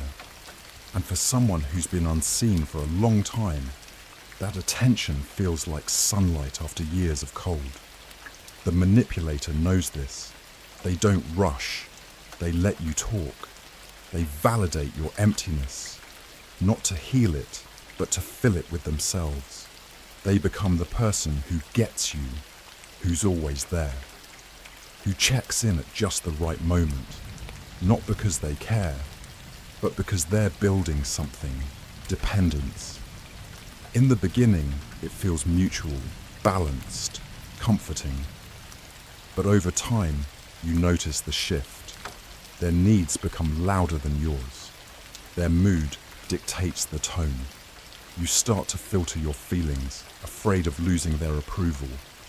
You give more, but receive less. You open up, but feel exposed. And still, you stay. Why? Because the fear of going back to being alone feels heavier than the discomfort of staying. That's the trap. They don't control you with anger or threats. They control you with presence, conditional affection, strategic warmth. And because they were there when no one else was, you mistake loyalty for love. This dynamic is common in abusive relationships, in toxic friendships, even in manipulative mentorships or online communities. The manipulator senses the void and moves in, not to help fill it, but to occupy it completely. So how do you escape? By facing the loneliness you were trying to avoid, by realizing that being alone is painful, but being used while pretending you're connected hurts even more. Ask yourself, if I stopped giving, would this relationship still exist? Because someone who builds connection out of your silence should never have the power to shape your voice. Sometimes, the most dangerous kind of control doesn't sound like a threat. It sounds like a promise. Things will get better. I just need more time. You'll see, I'm working on it. This is the tactic, offering false hope to keep someone emotionally dependent. It doesn't feel like manipulation at first. It feels like patience, like understanding, like loyalty. You hold on because they said it would change. You wait because they made it sound close, just around the corner, but the corner never comes. You stay in a one-sided relationship because you believe one day they'll love you the way you love them. You endure mistreatment because they promised they'd get help. You keep showing up because the reward always feels just one conversation away. That's the trap. The manipulator doesn't need to control you actively. They just keep dangling the idea of a future that keeps you stuck in the present. It's not a lie outright. It's worse. It's a moving target. Just enough effort to keep you hoping. Just enough change to keep you doubting yourself. Just enough almost to make you believe in soon. This happens in toxic partnerships, in manipulative families, in exploitative jobs, even in belief systems. The tactic works because humans are wired for stories, and hope is the story we cling to when the truth feels too painful. But when hope is used to delay, to control, to pacify, it becomes a prison with invisible bars. And the longer you wait, the harder it becomes to leave. Because you don't want to walk away after you've already invested so much. So you wait a little longer and a little more. Until one day you realize you weren't waiting for change. You were being kept exactly where they wanted you. So how do you break free? By replacing false hope with real clarity.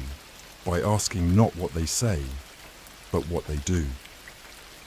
By looking at the pattern, not the potential. Because anyone can paint a picture of a beautiful future.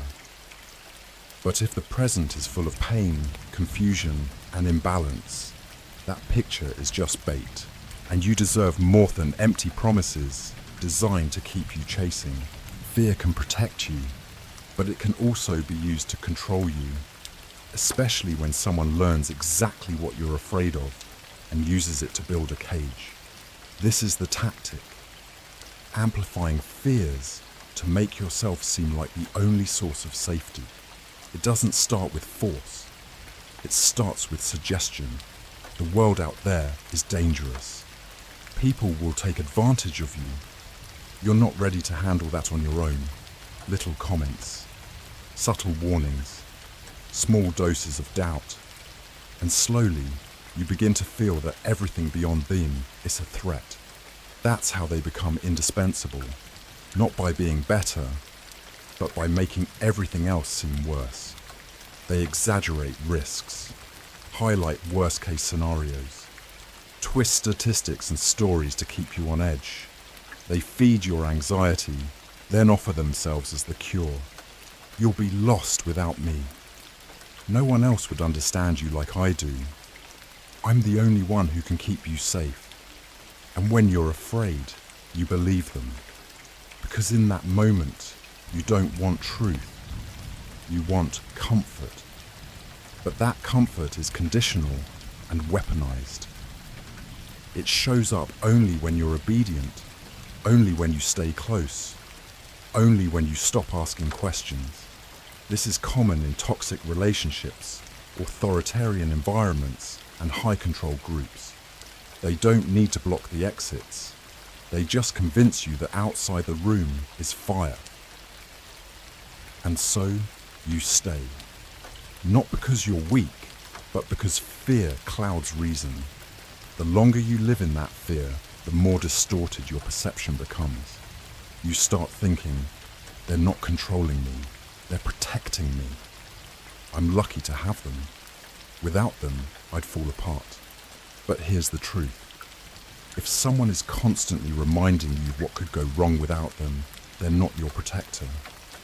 They're your prison guard. To break free, you must question the fear itself.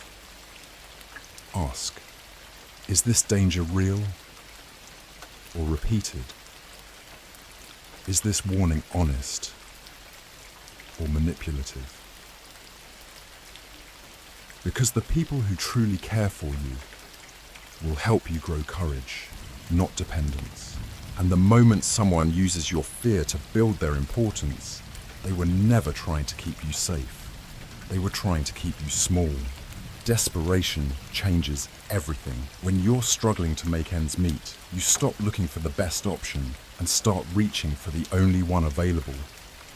This is the tactic, taking advantage of someone's financial struggles to impose unfair, manipulative deals. It happens quietly, rarely with threats, often with offers that feel like help. Flexible financing. No credit, no problem. Just sign here, we'll work it out later. But hidden in the fine print is a trap. Exploitative interest rates, locked-in contracts, unfair terms that benefit only one side. It's not designed to support you, it's designed to own you. Because in moments of financial fear, people are more likely to ignore red flags, to sign things they wouldn't normally accept, to agree to imbalances just to avoid collapse. And the manipulator knows this. They don't sell a solution, they sell relief. They market it as a lifeline, but once you grab it, you realize it's a leash. This happens with payday loans, toxic job offers, manipulative landlords, even in personal relationships. A partner helps with bills, then uses that help as leverage. A boss offers an advance, but demands extra hours without pay. A company promises low monthly payments, but hides fees that drain you over time. They count on your silence. Because when you're broke, you're often too tired, ashamed, or overwhelmed to fight back. That's the real power of this tactic. It doesn't just trap your wallet, it traps your voice. You stop asking for better. You start feeling like you don't deserve better. And so the cycle continues. Struggle, accept, owe, repeat. But here's the truth. They hope you never realize. Being in need does not make you less worthy. It does not justify abuse. And it never makes injustice acceptable. To protect yourself, pause, even in panic. Read everything. Ask, who benefits if I say yes? What happens if I say no? Because desperation might rush your choices, but awareness can still guide them, and anyone who offers help only to tighten the chain was never helping at all. Addiction is more than craving. It's a cycle. Hope, relief, guilt, repeat. And for some, it's not just a weakness to observe. It's an opening to control. This is the tactic, exploiting someone's addiction to manipulate their thoughts, choices, and loyalty. It doesn't matter what the addiction is. Substances, gambling, validation, attention, even a person. The manipulator doesn't need to introduce the addiction. They just need to understand it. And then use it. They learn what soothes you, what you chase, what you can't resist. Then they make themselves the gatekeeper of that thing. They supply the drug, or the access, or the emotional reward. And they decide when you get it. Be good, and I'll give it to you. Say what I want, and I'll help you feel better. Cross me, and I'll take it away. It's not always aggressive. Sometimes it comes as care. I'm the only one who knows how to handle you. I'm helping you manage it. But control wrapped in concern still control.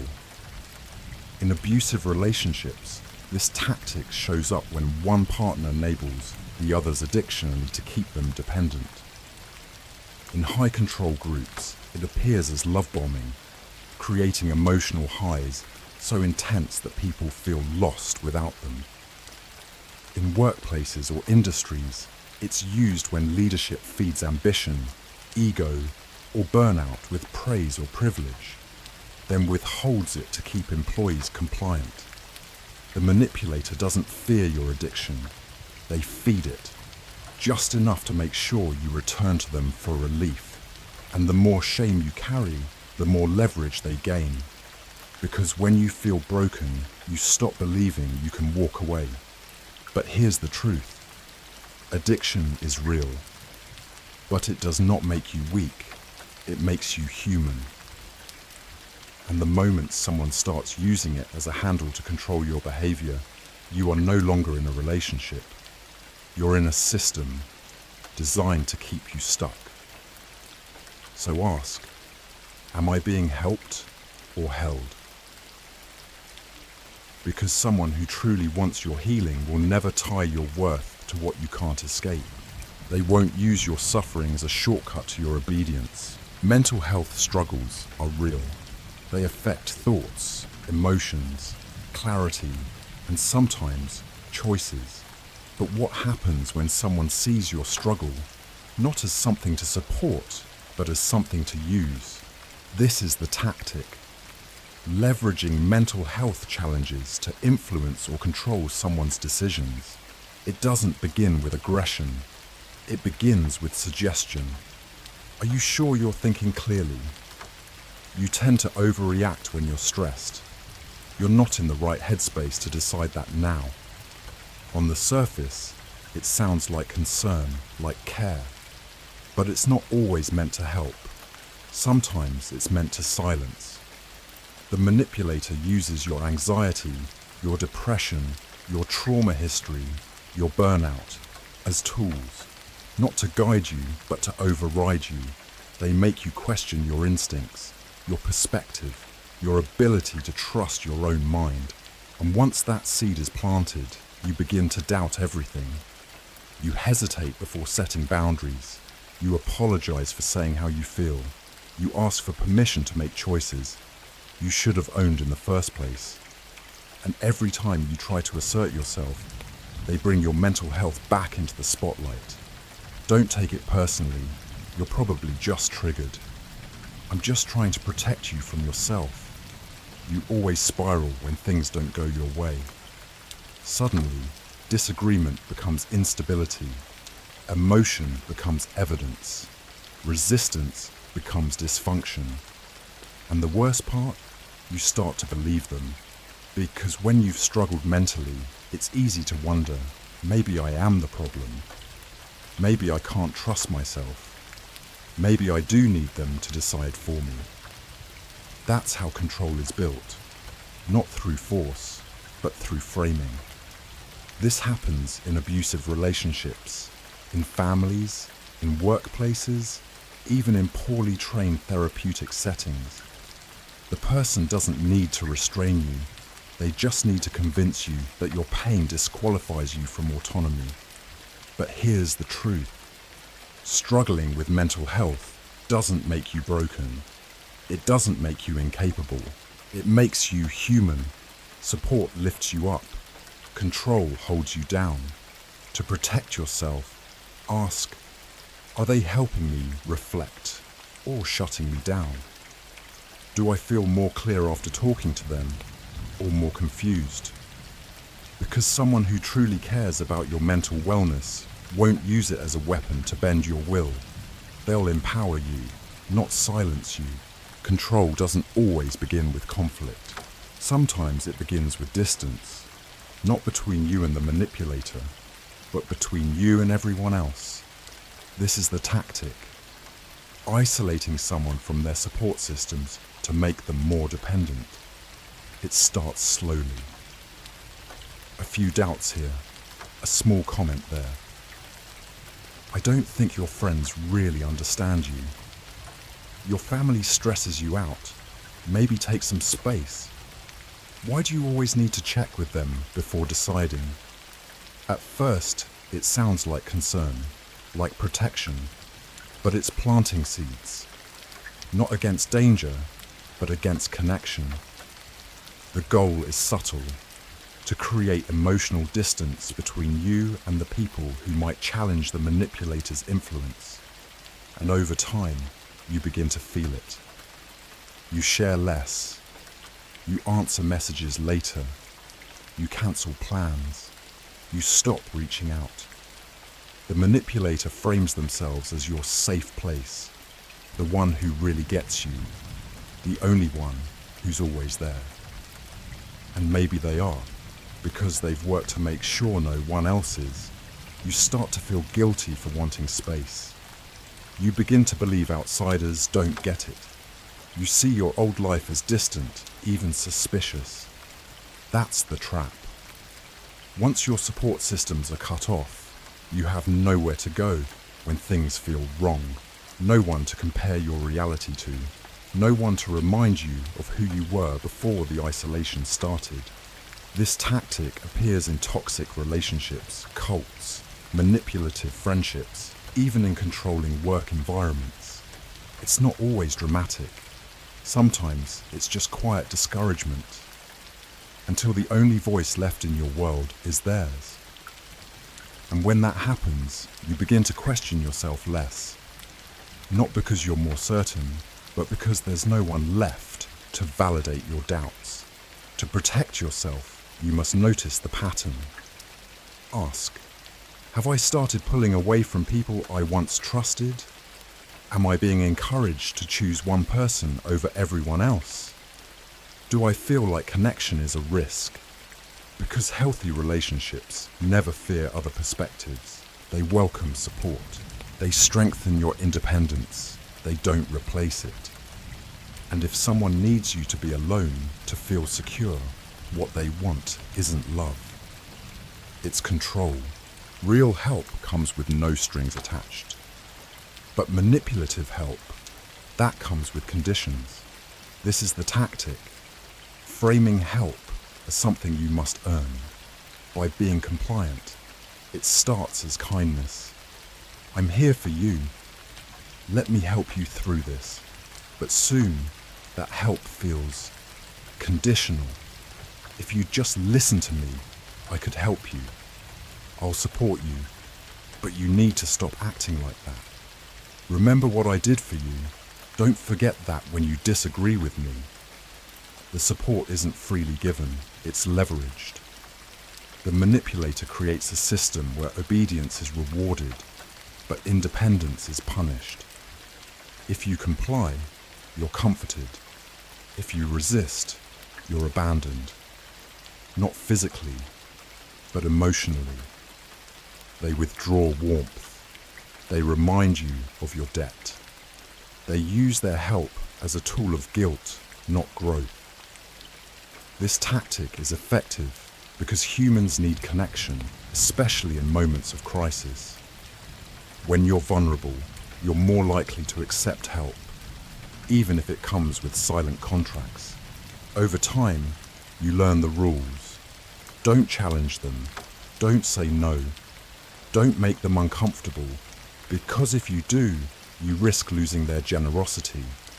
And once you believe their help is conditional, you begin to shape yourself to meet their expectations, even when it hurts. This appears in toxic families, romantic relationships, workplaces, and even in systems meant to support healing. True support builds you, false support binds you. To break free, ask yourself, do I feel safe being honest with this person? Or do I feel like I must perform and stay worthy of their help? Because real care doesn't require you to shrink. And love that needs you to comply before it shows up isn't love, it's leverage. Sometimes it's not the decision that traps you, it's how fast you were made to make it.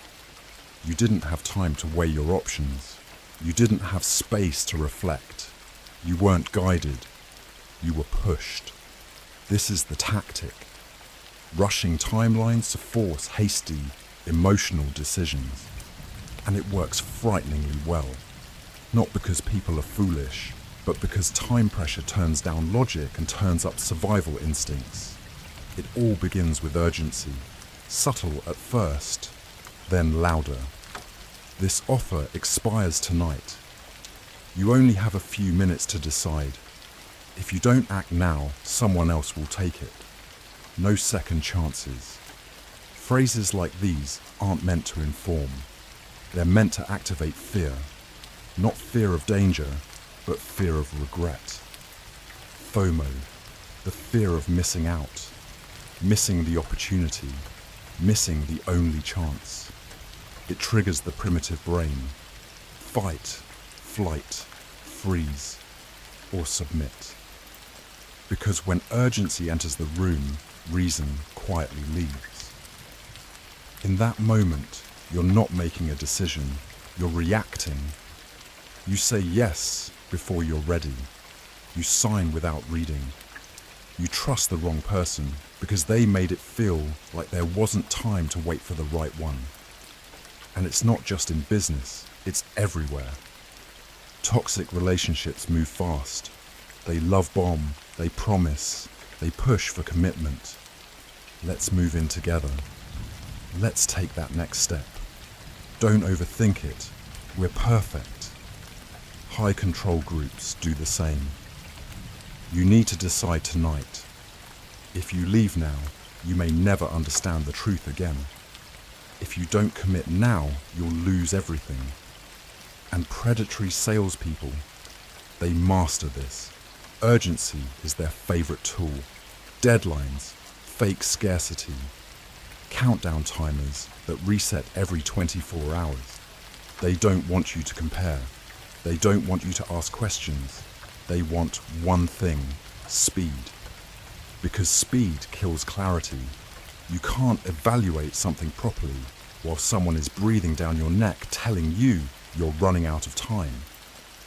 And once you say yes, they've won, even if the product, service, or commitment isn't what you needed at all. Later, you might sit alone with that choice and wonder why you agreed. why it felt right in the moment but wrong in retrospect. It wasn't the offer that fooled you, it was the timing. So how do you protect yourself? It starts with a pause, a breath, a refusal to match their speed. Because urgency thrives on imbalance. If they run and you chase, you'll never stop to ask where you're going. But if you pause, they lose control. Their illusion collapses. Ask, why do I need to decide now? What changes if I wait until tomorrow? Who benefits if I say yes while panicking? True opportunity can wait. True value isn't afraid of scrutiny. And true people, the ones with your best interest at heart, won't push you to jump before you can see the ground. So next time someone says, hurry, decide now, remember, if it's worth it today, it'll still be worth it tomorrow. And anyone who wants your obedience more than your clarity was never offering something good. They were just counting on your silence while the clock ticked loud enough to drown your intuition. Control doesn't always shout. Sometimes it waits. And in that waiting, it creates power. This is the tactic. Delaying responses strategically to build anticipation and shift emotional balance. It seems innocent. They don't text back right away. They don't return your call. They leave your message on scene. And maybe, at first, you don't even notice. But over time, you start checking your phone more, wondering, waiting, reading between every line they never sent. That's the goal. Not to reject you, but to train your nervous system to crave their attention. The delay becomes a tool, a quiet reminder that they're in control of the connection, because the longer they make you wait, the more grateful you'll be when they finally respond. Suddenly, a basic reply feels like a gift. A simple "hey" feels like validation. And just like that, they've flipped the power dynamic. It's not about communication, it's about conditioning. This tactic works especially well on people with anxious attachment, on those who equate silence with rejection, on those who carry trauma from being ignored or abandoned. The manipulator doesn't ghost you, they breadcrumb you.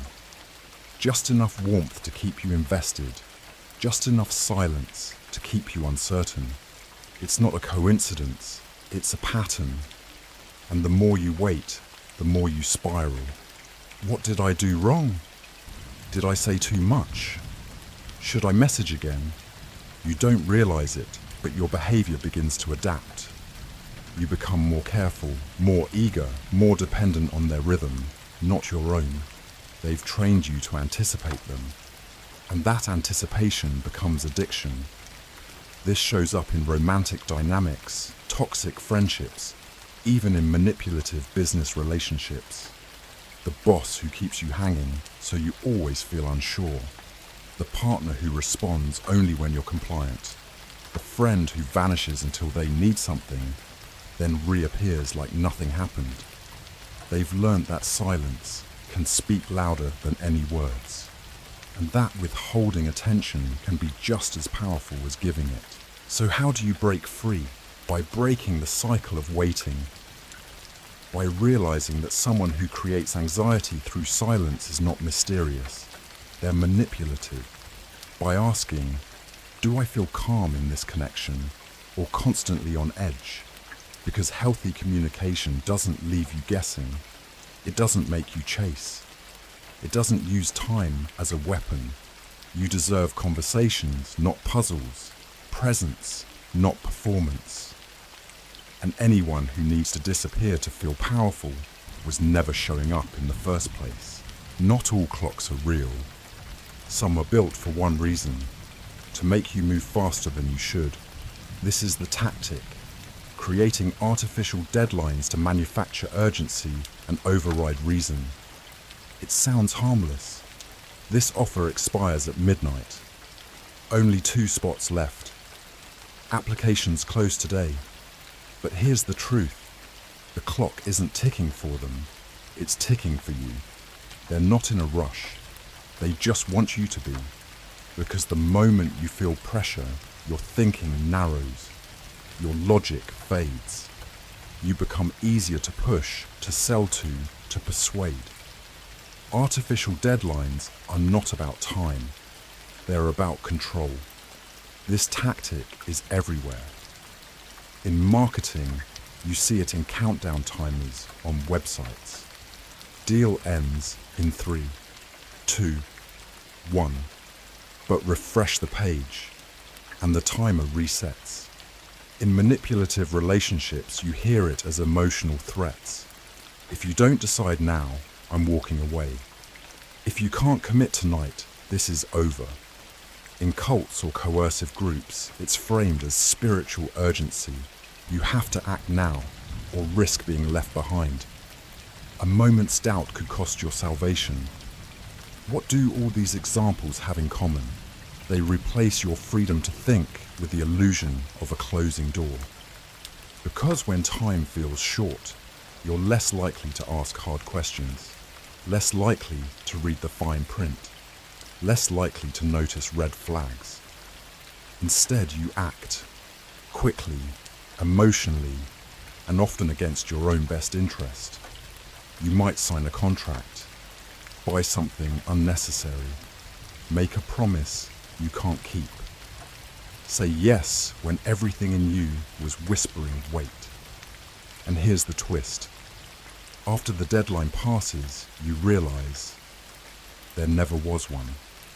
The offer still stands. The person is still there. The pressure evaporates because it was never real. That's the manipulation. It's not that the door was closing.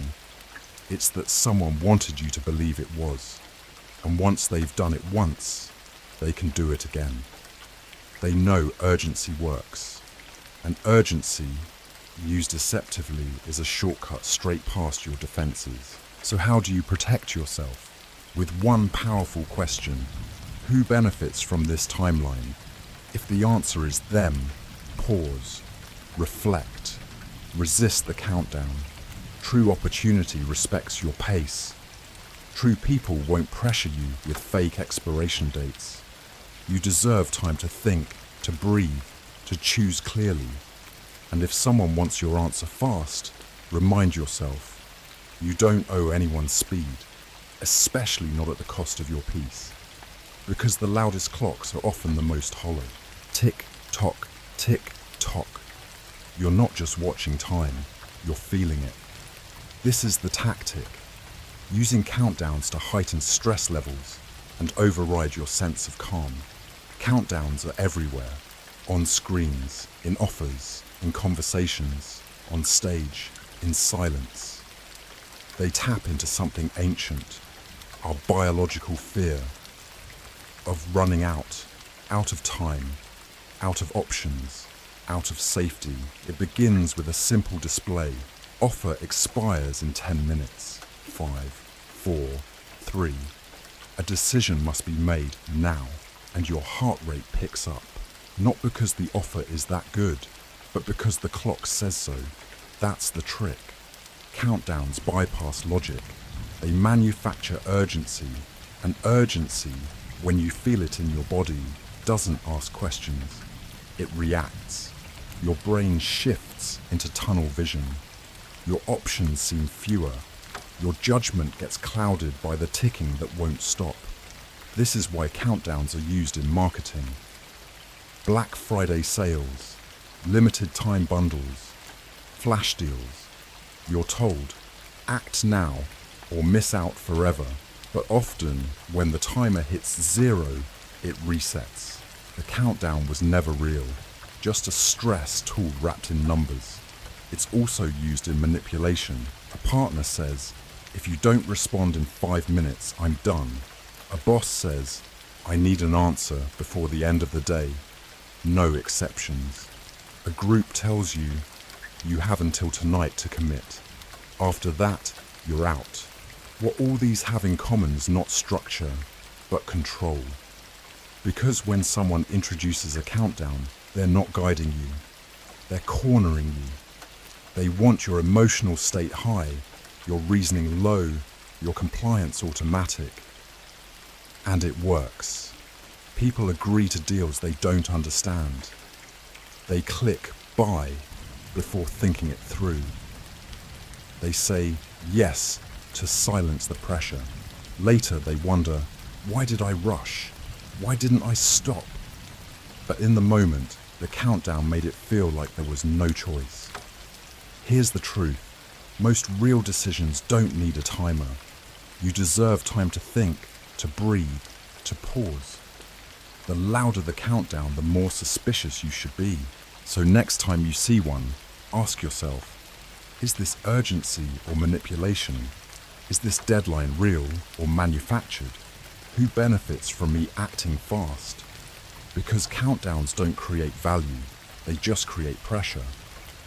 And if someone needs you stressed to make a decision, they're not offering something good. They're trying to make sure you don't see what's actually happening. You're not out of time. You're out of clarity. So pause. Watch the clock, but don't let it control you. You're allowed to wait. You're allowed to breathe. You're allowed to decide when the moment is truly right. Tick, tock, tick. You decide when to move. Some battles aren't won with force. They're won with fatigue. This is the tactic, prolonging negotiations to wear down resistance. Not by overpowering you, but by outlasting you. At first you're focused, clear, ready to defend your boundaries. You know what you want. You know what's fair. But then, the hours drag on. The details get complicated. The tone stays polite. But the conversation never ends. Questions get repeated. Terms are reworded. Minor changes are introduced, then reversed, then questioned again.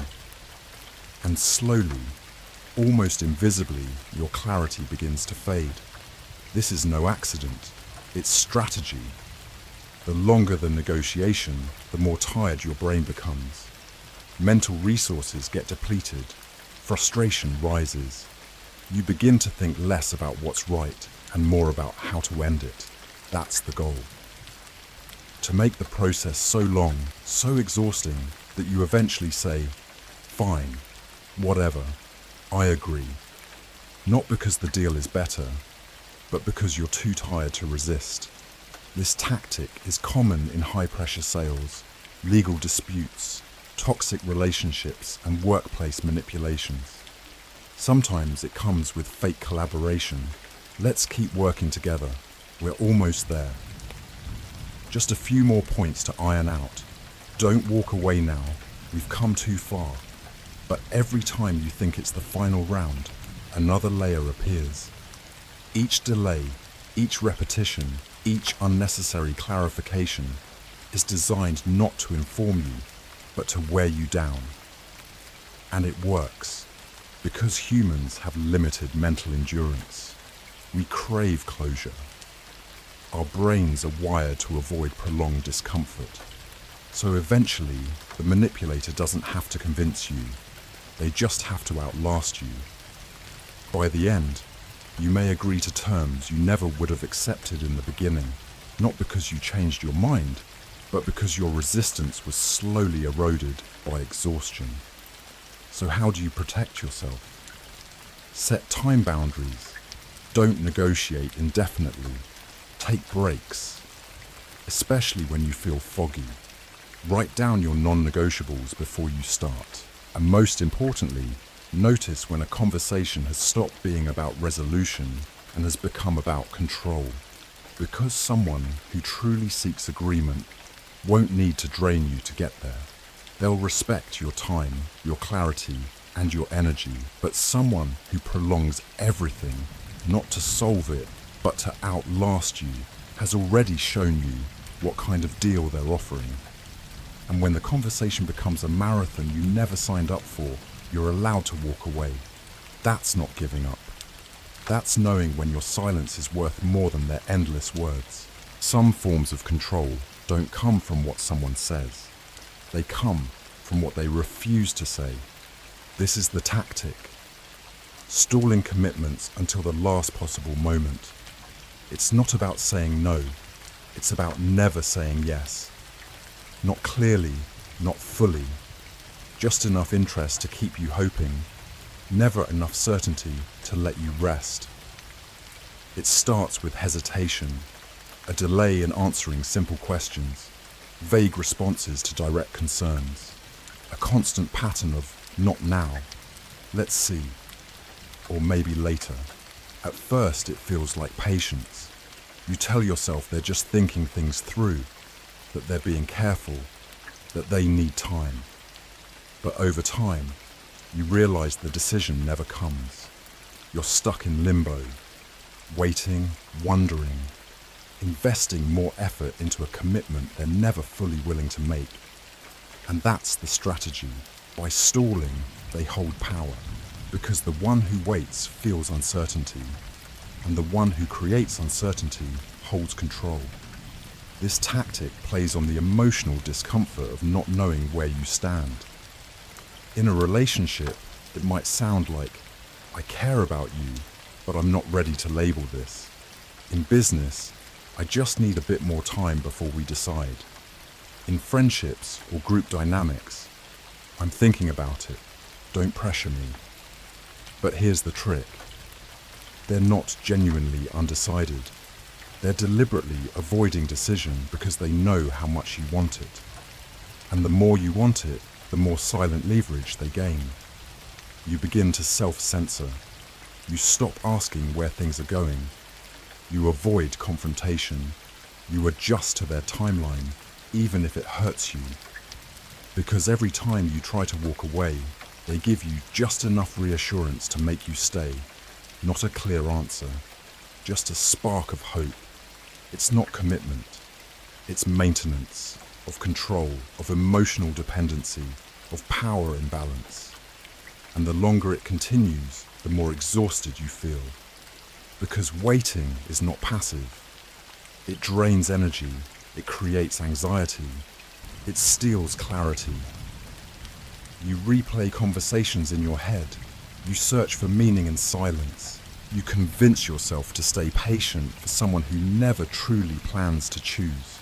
So how do you protect yourself? You shift the focus. Instead of asking, will they commit? Ask yourself, how long am I willing to wait? Set your own timeline, not a deadline for them, but a boundary for you. Because clarity doesn't have to be mutual. You can choose it alone. You can say, this uncertainty no longer works for me. It's not dramatic. It's not impulsive. It's healthy. Because someone who stalls every step is showing you something, not through what they say, but through what they withhold. And sometimes the loudest answer is the one that never comes. Some strategies don't ask for more effort. They simply ask for more time. This is the tactic, breaking tasks into smaller steps to extend engagement without triggering resistance. At first, it looks helpful, reasonable, organized. You are told, let's just take it one step at a time. We'll only do this small piece today. No pressure, we'll go slow. It sounds like support, but in the hands of a manipulator, fragmentation is not about reducing overwhelm. It's about prolonging commitment by avoiding the big picture. Because when people see a full task up front, they evaluate, they question, they ask, is this worth it? Do I want to go this far? But if you're only shown one piece at a time, your critical mind relaxes. You say yes to the first step, then the second, then the third. And before you realize it, you're deep inside a process you never would have agreed to if you'd seen the whole thing at once. This tactic is used everywhere. In marketing, it appears as onboarding funnels. Step 1, create an account. Step 2, choose your preferences. Step 3, add payment details. By the end, you've already invested time, so quitting feels like wasted effort. In relationships, it shows up as slow escalation. Just meet my friend. Just attend this one event. Just help with this small thing. And then, now that you've come this far, don't back out. In toxic workplaces, it sounds like, can you take care of this one extra task? Then another,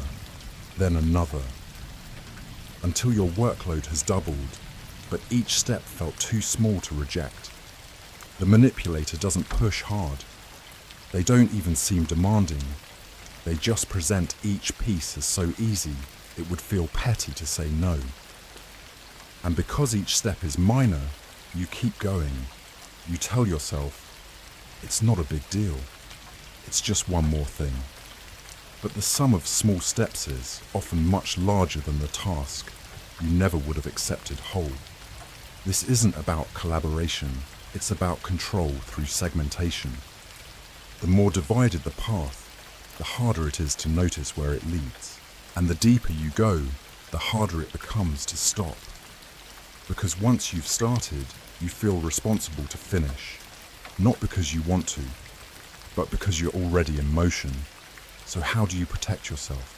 Step back, zoom out. Ask yourself, if I had seen this from the start, would I still say yes? Am I being led gently or kept busy quietly? Am I progressing towards something meaningful or simply being kept engaged? Because true leadership shows you the destination from the start. It doesn't hide it behind tiny doors. And genuine support doesn't need to drip-feed responsibility to keep you involved. You deserve clarity, not endless micro-steps that lead nowhere. And when every step feels small but you never reach the end, maybe the real goal was never the task itself, but your continued involvement. Some manipulations don't come from what's said, but from how fast or slow it's delivered. This is the tactic, alternating between fast and slow pacing to confuse timing, break rhythm, and destabilize emotional clarity. It begins subtly. A flood of energy, excitement, pressure, then suddenly a pause, silence, a wait. Then, just as you start to settle, another burst. This inconsistency isn't random, it's strategic. The manipulator isn't trying to communicate, they're trying to disorient. Because when your nervous system doesn't know what's coming next, it becomes hyper alert. You shift into a state of constant reaction, never sure whether to brace or relax. In that confusion, you lose control of your own pace. You start adapting to theirs. And once your rhythm is gone, so is your center. This tactic is common in several settings.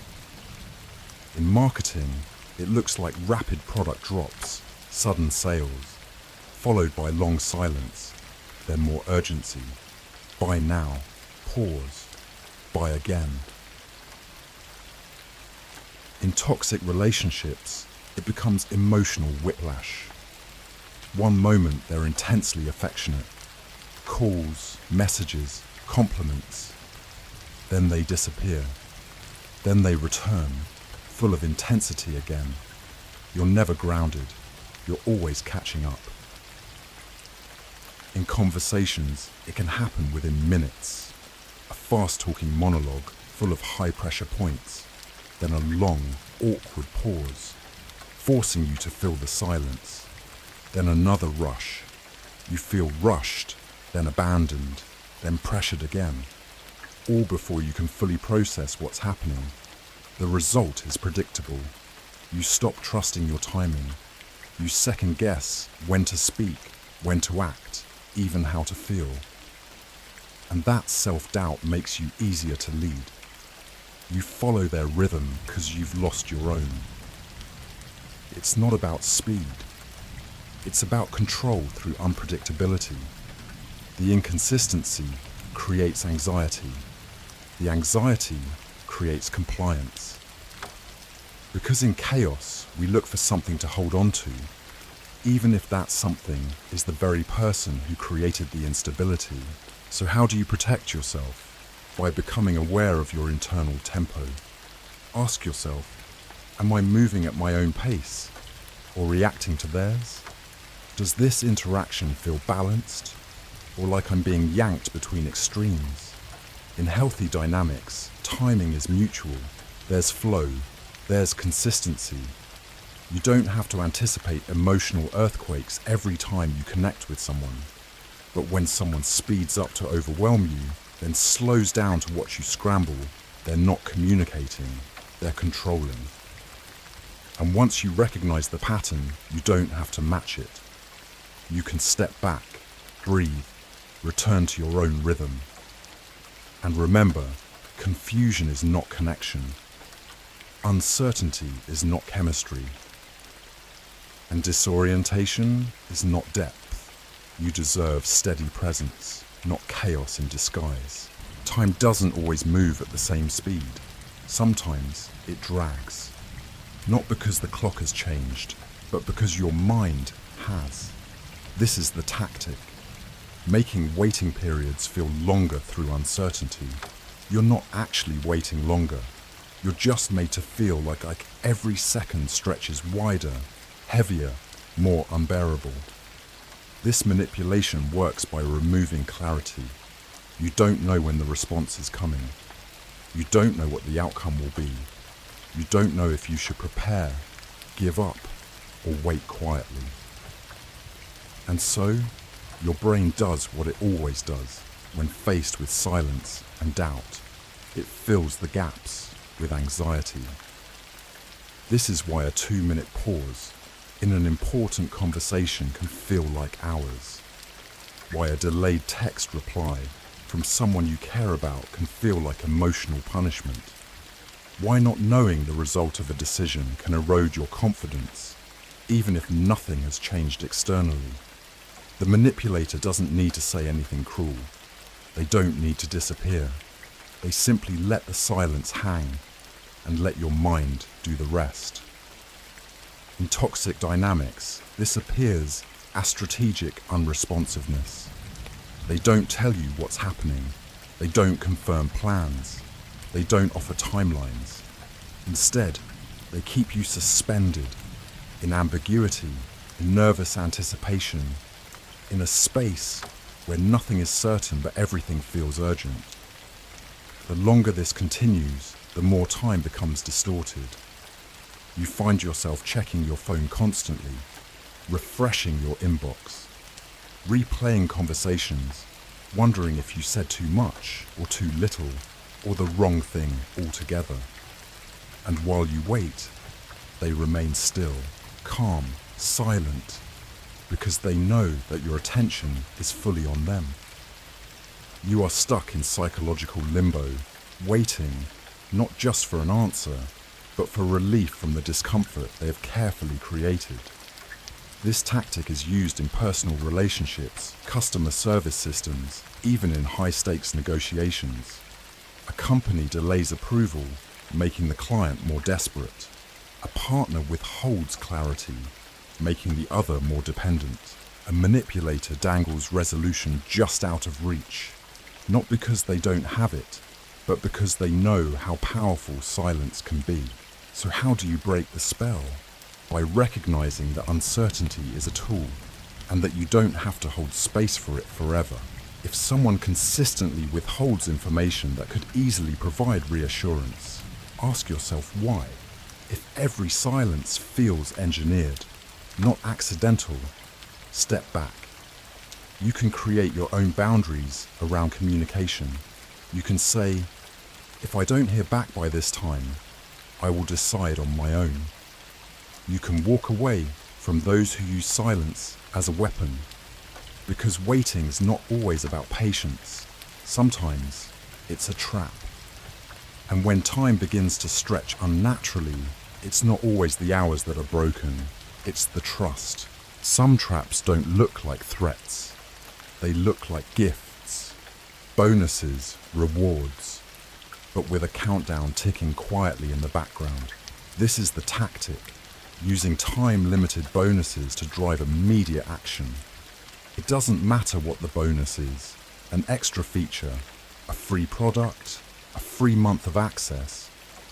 What matters is the clock attached to it, the urgency, the implication that if you don't act now, you'll lose something. And that's the key. Not to offer something of real value, but to create the illusion that value will vanish soon. The strategy is psychological. It hijacks a part of your brain wired for scarcity. You're not just evaluating the offer, you're reacting to the risk of loss. This tactic is seen everywhere. A marketer says, sign up within the next 24 hours and get a free upgrade. A coach announces, only the first 10 people get the extra bonus call. A service whispers, offer expires at midnight. Even if the product hasn't changed, even if the bonus is minor, your brain shifts into urgency mode. You feel pressure to move quickly, to lock it in, to not miss out. But what's actually being sold's not the bonus, it's the reaction. Because once you act under pressure, you don't evaluate clearly. You don't ask, do I really need this? Would I buy it tomorrow without the bonus? You focus only on the ticking clock, not the actual value. And here's the truth. In many cases, the bonus isn't rare. It's always available. It comes back next week, or it never really left. The limitation is a psychological illusion designed to shorten your thinking and speed up your decision. This tactic isn't inherently evil, but when used manipulatively, it turns your fear of regret into someone else's leverage. You're made to feel like this is your only chance, your last window. And if you don't grab it now, you'll fall behind, miss out, lose the edge. But rarely does a good decision need to be rushed. So how do you resist this subtle pressure? Pause. When you see an offer wrapped in urgency, ask yourself one question. Would I want this if it didn't expire? If the answer is no, you don't want the product, you're reacting to the clock. And if the bonus disappears tomorrow, and that makes you hesitate, then maybe it was never enough to justify the purchase in the first place. True value holds up without a timer. Real opportunities don't need tricks. The next time someone waves a limited time Bonusto force your hand, step back. Because a real gift doesn't require a deadline to be worth receiving. Some people never admit failure, not because they never fail, but because they've mastered something far more manipulative. Reframing. This is the tactic. Reframing failures as successes to avoid accountability. It doesn't require fixing anything. It doesn't involve growth, reflection, or apology. It simply shifts the story, changes the label, alters the frame. Suddenly, the setback wasn't a mistake. It was part of the plan. The loss wasn't a failure. It was a lesson. The consequence wasn't misjudgment. It was a bold experiment that revealed new opportunities. In isolation, this doesn't sound dangerous. After all, seeing the silver lining can be healthy. But this tactic isn't about optimism. It's about deflection. Because when someone reframes a failure without acknowledging the harm it caused, what they're really doing is shifting blame, dodging consequence, and maintaining control over the narrative. This shows up often in power dynamics. A company lays off employees after a failed launch, but calls it a strategic pivot. A leader makes a disastrous decision, then praises the resilience of the team who suffered for it. A partner betrays trust, but reframes it as a necessary test that made us stronger. The message is always the same. Don't focus on what went wrong. Focus on how we spun it into something positive. But here's the truth. There's no true success without first acknowledging failure, no real growth without responsibility, and no integrity in a narrative that serves the storyteller at the expense of those affected. Reframing becomes manipulation when it rewrites events to erase discomfort, to shield egos, or to silence those who were hurt. It trains others to question their instincts, to doubt what they saw, to feel guilty for being upset. After all, it turned out okay in the end, didn't it? But outcomes don't erase impact, and results don't cancel accountability. When someone consistently reframes every mistake as a misunderstood success, they're not being strong, they're being evasive. So how do you protect yourself? Listen not just to what they say, but to what's missing. Is there ownership? Is there apology?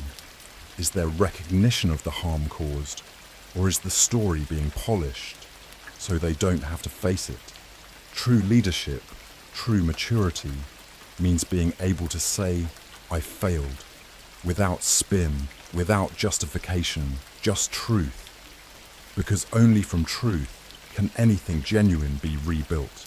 You are allowed to name what went wrong, even when others try to convince you it was all for the best. You're allowed to feel the weight of the damage, even when they try to decorate the wreckage. And the next time someone paints their mistake as a masterstroke, look past the frame. The image underneath often tells a much different story. There's a form of manipulation that doesn't silence the truth. It rewrites it. This is the tactic. Spinning negatives as positives to deflect criticism. It doesn't come with denial or excuses. It arrives dressed as confidence, wrapped in charm, packaged with clever language. Suddenly, arrogance becomes leadership. Stubbornness becomes conviction. Neglect becomes independence. Cruelty becomes tough love. And manipulation itself becomes strategy. This tactic is subtle because it sounds smart. It uses familiar phrases that make dysfunction feel admirable. He's not cold. He's focused. She's not controlling. She just knows what's best. They're not lying. They're protecting you from the truth. It twists language until the very thing you want to confront becomes something you feel guilty for criticizing. And that's the goal, to redirect the spotlight away from the action itself and onto your perception of it. Because if they can convince you that their flaw is actually a strength, then you're not just wrong to call it out, you're ungrateful. This kind of reframing can be personal or systemic. A boss who overworks employees frames it as pushing for greatness. A politician who exploits fear calls it protecting tradition. A partner who gaslights says they're just challenging your thinking. It's not about improvement. It's about narrative dominance. By redefining the negative as positive, they don't have to change. You just have to stop complaining. But here's the danger. When this happens often enough, you stop trusting your own instincts. You start to wonder, am I too sensitive? Am I the one missing the bigger picture? Maybe this isn't as bad as it feels. And once you internalize the idea that pain is proof of growth, that harm is hidden help, you begin to tolerate what should have been questioned. This tactic erodes your perception not through silence, but through noise. Noise that praises itself, that frames criticism as ignorance, that turns consequences into applause. So how do you protect yourself? Look beyond the spin.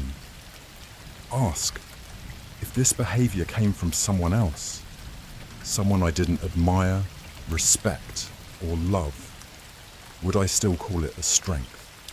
Does the impact match the language used to describe it? Or does the label distort what actually happened? Because you are allowed to name harm even if it's wrapped in good intentions, you are allowed to call out cruelty even if it wears the mask of discipline. And you are allowed to feel discomfort even if they say it's all part of the process. Not every negative can be reframed into a virtue, and not every virtue is as virtuous as it seems. Sometimes the truth isn't what people say about themselves. It's how their actions make others feel.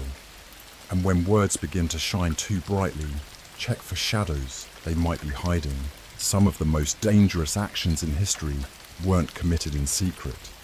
They were committed with pride, with conviction, with the unwavering belief that they were not only right, but righteous. This is the tactic, presenting unethical actions morally justified. It doesn't hide the behavior, it elevates it, wraps it in noble language, anchors it in a cause, a belief, or a purpose so powerful that questioning it feels like questioning morality itself. It starts with a narrative. I did this for the greater good. I had no choice. This was necessary to protect what matters. It wasn't personal, it was for a higher cause. But here's the truth. Morality doesn't erase harm, and righteousness doesn't cancel responsibility. This tactic is used in every level of power. Governments justify surveillance by invoking safety. Corporations justify exploitation by citing efficiency or economic growth. Parents justify emotional abuse by calling it discipline. Partners excuse control by calling it love. The result is the same. The line between good and bad becomes blurry because once an unethical action is reframed as a sacrifice, it becomes harder to oppose. The conversation shifts from, is this right, to was it worth it? And the person who dares to speak out can now be labelled as disloyal, naive, or even dangerous. This isn't just manipulation of perception, it's a manipulation of values. It convinces people that empathy is weakness, that cruelty is strength, and that as long as the intention sounds noble, the method doesn't matter. But that's not morality, that's weaponized virtue. And the most disturbing part? It works. People begin to silence their doubts. They rationalize what once felt wrong. They accept injustice because it's been packaged as duty. So how do you protect yourself? You ask the question they want you to avoid. Who benefits from this action? Who is hurt by it? And if no one could justify this behavior without moral language, then maybe it wasn't justifiable to begin with. Ethics is not about branding. It's about consequences. You can decorate an act in as much purpose-driven language as you want. If it harms others, if it strips autonomy, if it violates trust, it is still unethical. True morality doesn't need a disguise. It doesn't need to defend itself with slogans. It stands on what it protects, not what it excuses. The next time someone presents harm as a form of higher service, don't be afraid to look past the words. Because when something unjust wears the mask of justice, the cost is never paid by the person who did it, but by those who were made to believe they deserved it. Some of the most powerful forms of manipulation don't silence the truth, they simply rename it. This is the tactic, redefining terms to suit your narrative. It's not about denying facts, it's about bending language until the facts lose their meaning. By shifting the definition, the manipulator doesn't have to defend their behavior. They just reframe the vocabulary until the behavior no longer sounds wrong. Control becomes care. Punishment becomes discipline. Lies become selective truth. Exploitation becomes opportunity. And failure becomes strategy. This tactic isn't loud or aggressive. It's subtle. It often comes with a calm tone and a confident smile, as if the words were never meant to mean what you thought they did, as if you misunderstood them all along.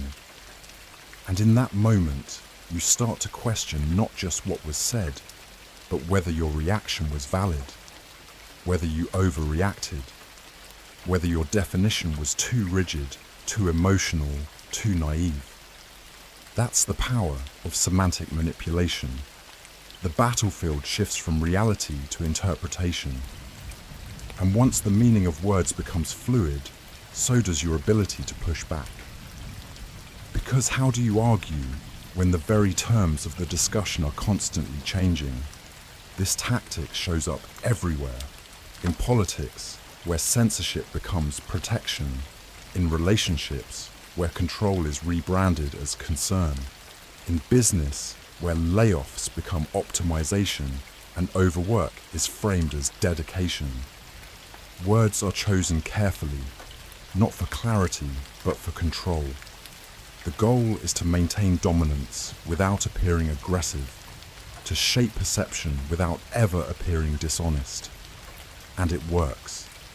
Because most people don't stop to ask, when did that word start meaning something else? So how do you protect yourself? By holding tight to definitions that matter. By listening not just to what is said, but to what is being changed, softened, redirected. When someone begins rewriting meaning mid-conversation, when common terms take on twisted definitions, pause, ask, is this how I would define that word? Does their version match the reality of what happened? Or is the language being used to make something unacceptable feel acceptable? Because once you allow someone else to redefine the terms, you've already lost the frame. And when the frame collapses, so does your ability to speak truth. Language is not neutral, it's power. And the moment someone rewrites the vocabulary of harm, they've already taken the first step toward rewriting reality itself. Not every manipulation is sudden. Some are slow. So slow, in fact, that you don't notice anything has changed until it already has. This is the tactic, normalizing questionable behaviors for time. It starts small. A passive-aggressive comment, a boundary slightly crossed, an expectation added without discussion. You notice it, but you brush it off. It's not a big deal. It's just once. They were tired. You were stressed. You let it slide. But it doesn't stop. The behavior repeats, then evolves, and each time your reaction softens. You adjust, you adapt, and slowly, without even realizing it, you begin to accept what once would have made you walk away. This tactic works because it bypasses resistance. The manipulator doesn't demand change. They introduce it quietly, incrementally, so your tolerance stretches one discomfort at a time. At first, it's forgetting important dates. Then, it's snapping during conversations. Then, it's dismissing your opinions. Then, it's monitoring your decisions. By the time you question it, you're no longer reacting to what's happening. You're reacting to what you've already accepted. And the longer it continues, the harder it becomes to untangle. Because admitting how far things have shifted would mean facing the fact that you allowed it to happen. So you downplay, you rationalize, you rewrite history in your own mind to make the present easier to swallow. And that's the true power of normalization. It doesn't just change your environment, it rewires your sense of what's normal, what's tolerable, what's deserved. This tactic shows up in toxic relationships, abusive systems, workplaces with degrading standards, and anywhere control wants to grow quietly. It's not the obvious harm that traps people. It's the gradual erosion of resistance. So how do you protect yourself?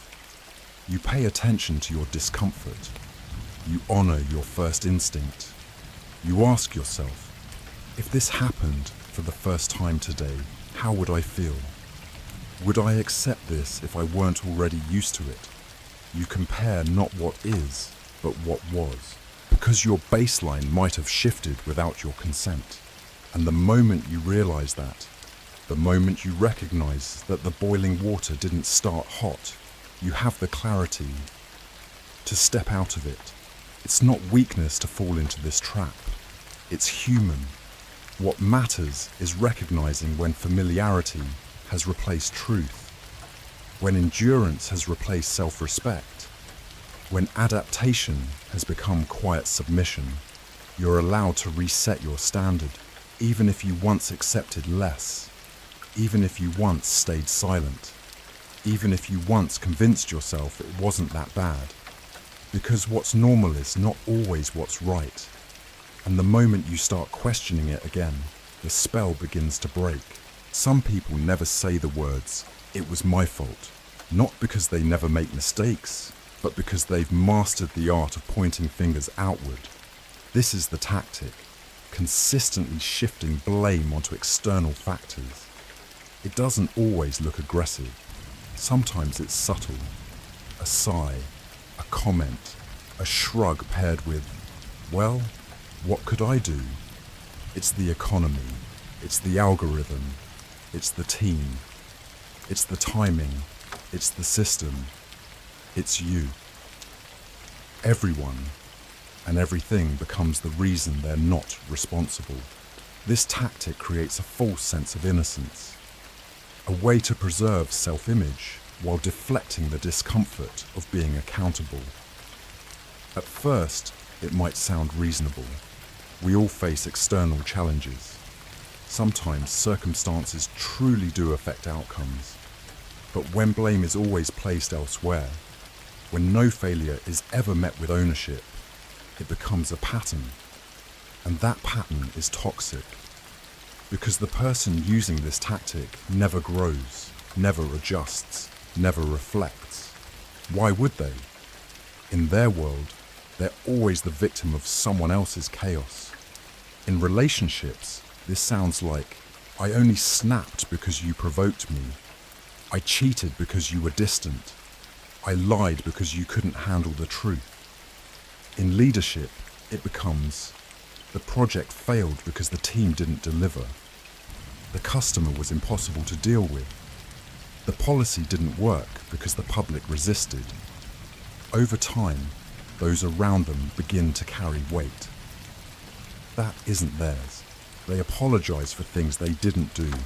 They walk on eggshells, trying to prevent the next deflection. They lose trust in their own instincts, wondering if maybe they are the reason things keep going wrong. And that's the deeper danger.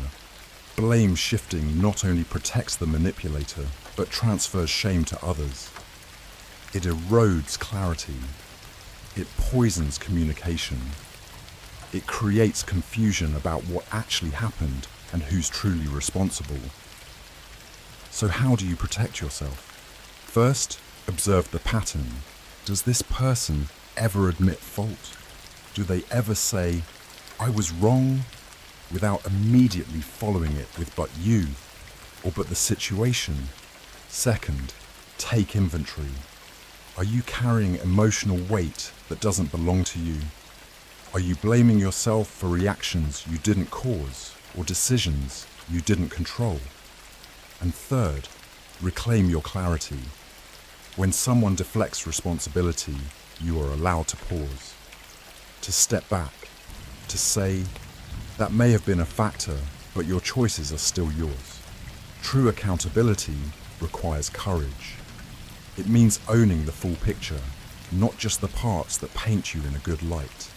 And when someone refuses to own anything, what they're really saying is, "My comfort matters more than your reality." You don't have to accept that equation, because blame, when used consistently, is not a defense. It's a distraction. And the longer you stare at the smoke, the easier it is to forget who started the fire. One of the most effective ways to persuade someone isn't to lie directly. It's to distort the scale. This is the tactic, minimizing consequences while exaggerating benefits. It doesn't require deception in the traditional sense. No false statistics, no outright fabrications, just imbalance. An emotional sleight of hand that tilts the conversation toward desire and away from caution. You'll hear phrases like, "What's the worst that could happen?" "You've got nothing to lose." "Just think of everything you'll gain." "Trust me, it'll be worth it." And slowly, your internal risk meter begins to break. You stop asking questions. You stop looking closely. You focus only on the reward, while the potential cost quietly fades from view. This tactic is common in sales, in marketing, in politics, and in toxic relationships. Buy this product. You'll feel amazing, look better, live happier. No mention of side effects, hidden costs, or fine print. Join this movement. You'll be part of something bigger. No mention of control, isolation, or pressure to conform. Say yes to this person. They'll change your life. No mention of what they might take from you in the process. The danger lies in the imbalance, because when someone shows you only the bright side, you forget to check where the shadows fall. And once you're in, once you've committed, bought, signed, followed, the consequences can't be undone as easily as they were ignored. You might end up stuck in a contract you can't escape, tied to a person you can't trust, invested in a future you never truly understood. And when you try to step back, they'll say, but you knew what you were getting into, even though they made sure you didn't. So how do you protect yourself? You look for what's missing, not just what's being offered. When someone talks about how much you'll gain, ask what you might lose. When a deal sounds too perfect, ask what's not being said. When a person promises transformation, ask how much of yourself you'll have to give up. The truth is this: every decision has weight, every reward has a cost, and anyone who refuses to acknowledge both isn't trying to help you, they're trying to win you. Balance is the key. It's not wrong to pursue opportunity, but it's dangerous to do it blindly.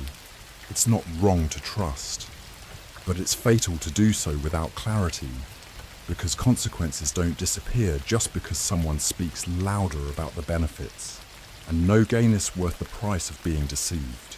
Sometimes the truth doesn't need to be hidden, it just needs to be softened. This is the tactic, using euphemisms to sanitize harmful actions. A euphemism isn't a lie, it's a distortion. A word or phrase that replaces something harsh or ugly with something easier to accept, gentler, cleaner. But beneath that softness is the same sharp edge. This is how power cloaks itself in language. You don't say fired, you say let go. You don't say spying, you say data collection. You don't say torture, you say enhanced interrogation. You don't say civilian casualties, you say collateral damage. Each term creates distance. It takes an action that might trigger outrage or guilt and wraps it in language that feels almost neutral, sanitized, acceptable, and when repeated enough, these words shape perception. You stop seeing the pain, the consequence, the violence. You hear only the euphemism. This tactic is used everywhere, in politics, to justify war and policy failures, in corporations, to excuse exploitation or layoffs, in abusive relationships where emotional control becomes concern or manipulation becomes protectiveness. And it works, because language is the lens through which we experience reality. Change the words and you change what people feel. Over time, the original meaning fades. The discomfort dulls. The harm becomes part of the background noise, still there, but rebranded, so it doesn't sting. That's the danger. When cruelty is rephrased, it's not corrected, it's camouflaged.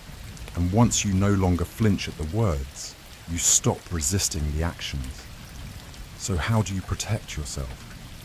Start by listening closely, not just to what is being said, but to how it's being said. If someone avoids direct terms, ask why. If someone describes harm in vague or sterile language, ask what they're trying to hide. Reintroduce the real name. Don't let discipline erase abuse. Don't let downsizing erase suffering. Don't let necessary sacrifice erase exploitation. Language should reveal, not conceal. When someone constantly rebrands harm as something normal, strategic, or harmless, you are not required to follow their vocabulary. You can name the pain directly. You can strip away the soft edges and call it what it is. Because the world doesn't change by using gentler words. It changes when we stop accepting them as a substitute for truth. Some of the most dangerous ideas don't sneak in through shadows. They walk right through the front door, wearing new clothes. This is the tactic. Rebranding controversial ideas with appealing labels. It doesn't require hiding the idea. It only requires changing how it sounds, altering the name, polishing the language until what was once rejected now feels acceptable, even desirable. Censorship becomes content moderation, control becomes structure, surveillance becomes personalization, restriction becomes safety, and conformity becomes unity.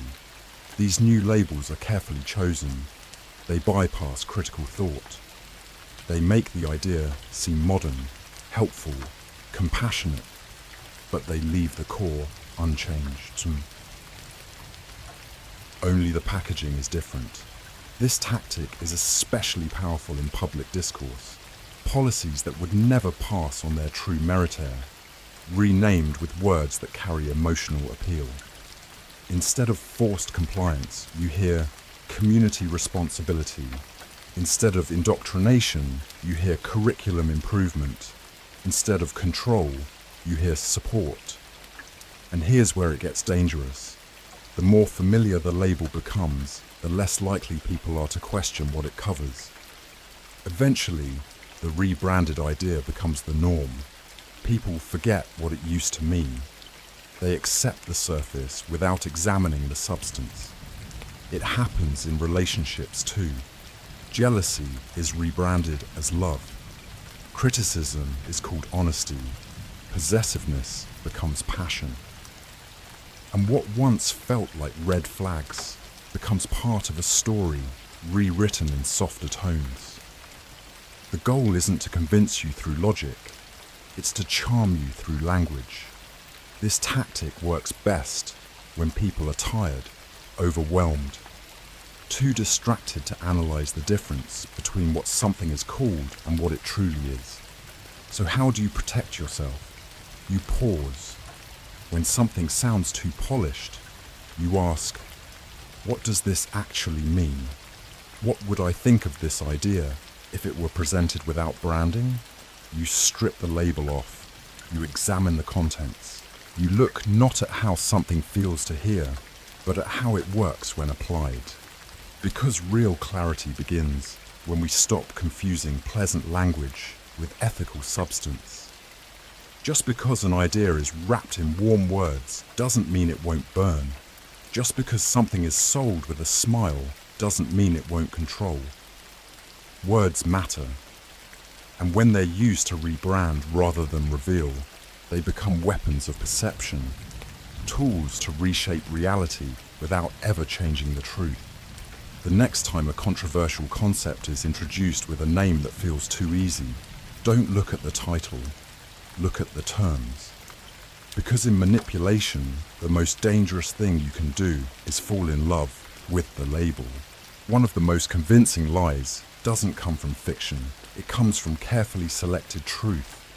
This is the tactic, cherry-picking data to support biased conclusions.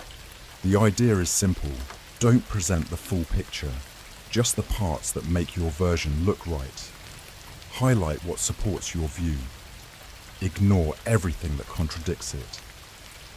And the result? A narrative that feels factual, but is built on a foundation of omission. You'll hear someone say, studies show, or statistics prove. But when you look closer, you realize they're quoting only what confirms their belief, leaving out context, nuance, and conflicting evidence. This tactic is powerful because it feels objective. It looks smart. It sounds researched. and it offers the illusion that the conclusion is inevitable. But numbers without balance is just another tool of persuasion. A company markets a drug bee pointing to one successful trial, while ignoring 5 others that showed side effects. A political leader uses one economic stat to claim victory, while avoiding the ones that reveal decline. A manipulative partner says, "Look at all the things I do for you," while glossing over the harm they cause behind closed doors. Cherry-picking works, because most people don't fact-check what supports what they already feel. Confirmation feels good, and manipulators know that. So how do you protect yourself? You learn to ask a better question. What isn't being shown here? What's the full timeline? What's the missing variable? What other perspectives were excluded? Even when the data is technically true, ask how it's being framed. Was it pulled from a reliable source? Is the sample size meaningful? Was it taken out of context? Because context is everything. A 90% success rate sounds great, unless the test group was only 10 people. A 50% increase sounds impressive, until you realize it rose from 2 to 3. In a world filled with noise, the most dangerous manipulation isn't always in what's said, but in what's deliberately left out. This tactic doesn't just shape opinion, it rewires perception. It makes lies feel like logic and spin sound like science. The next time you hear someone quote a stat, don't be afraid to pause, to ask for the full picture, to dig deeper than the surface. Because cherry-picked truth is still manipulation, and half a fact, when used to mislead, can be more dangerous than a whole lie.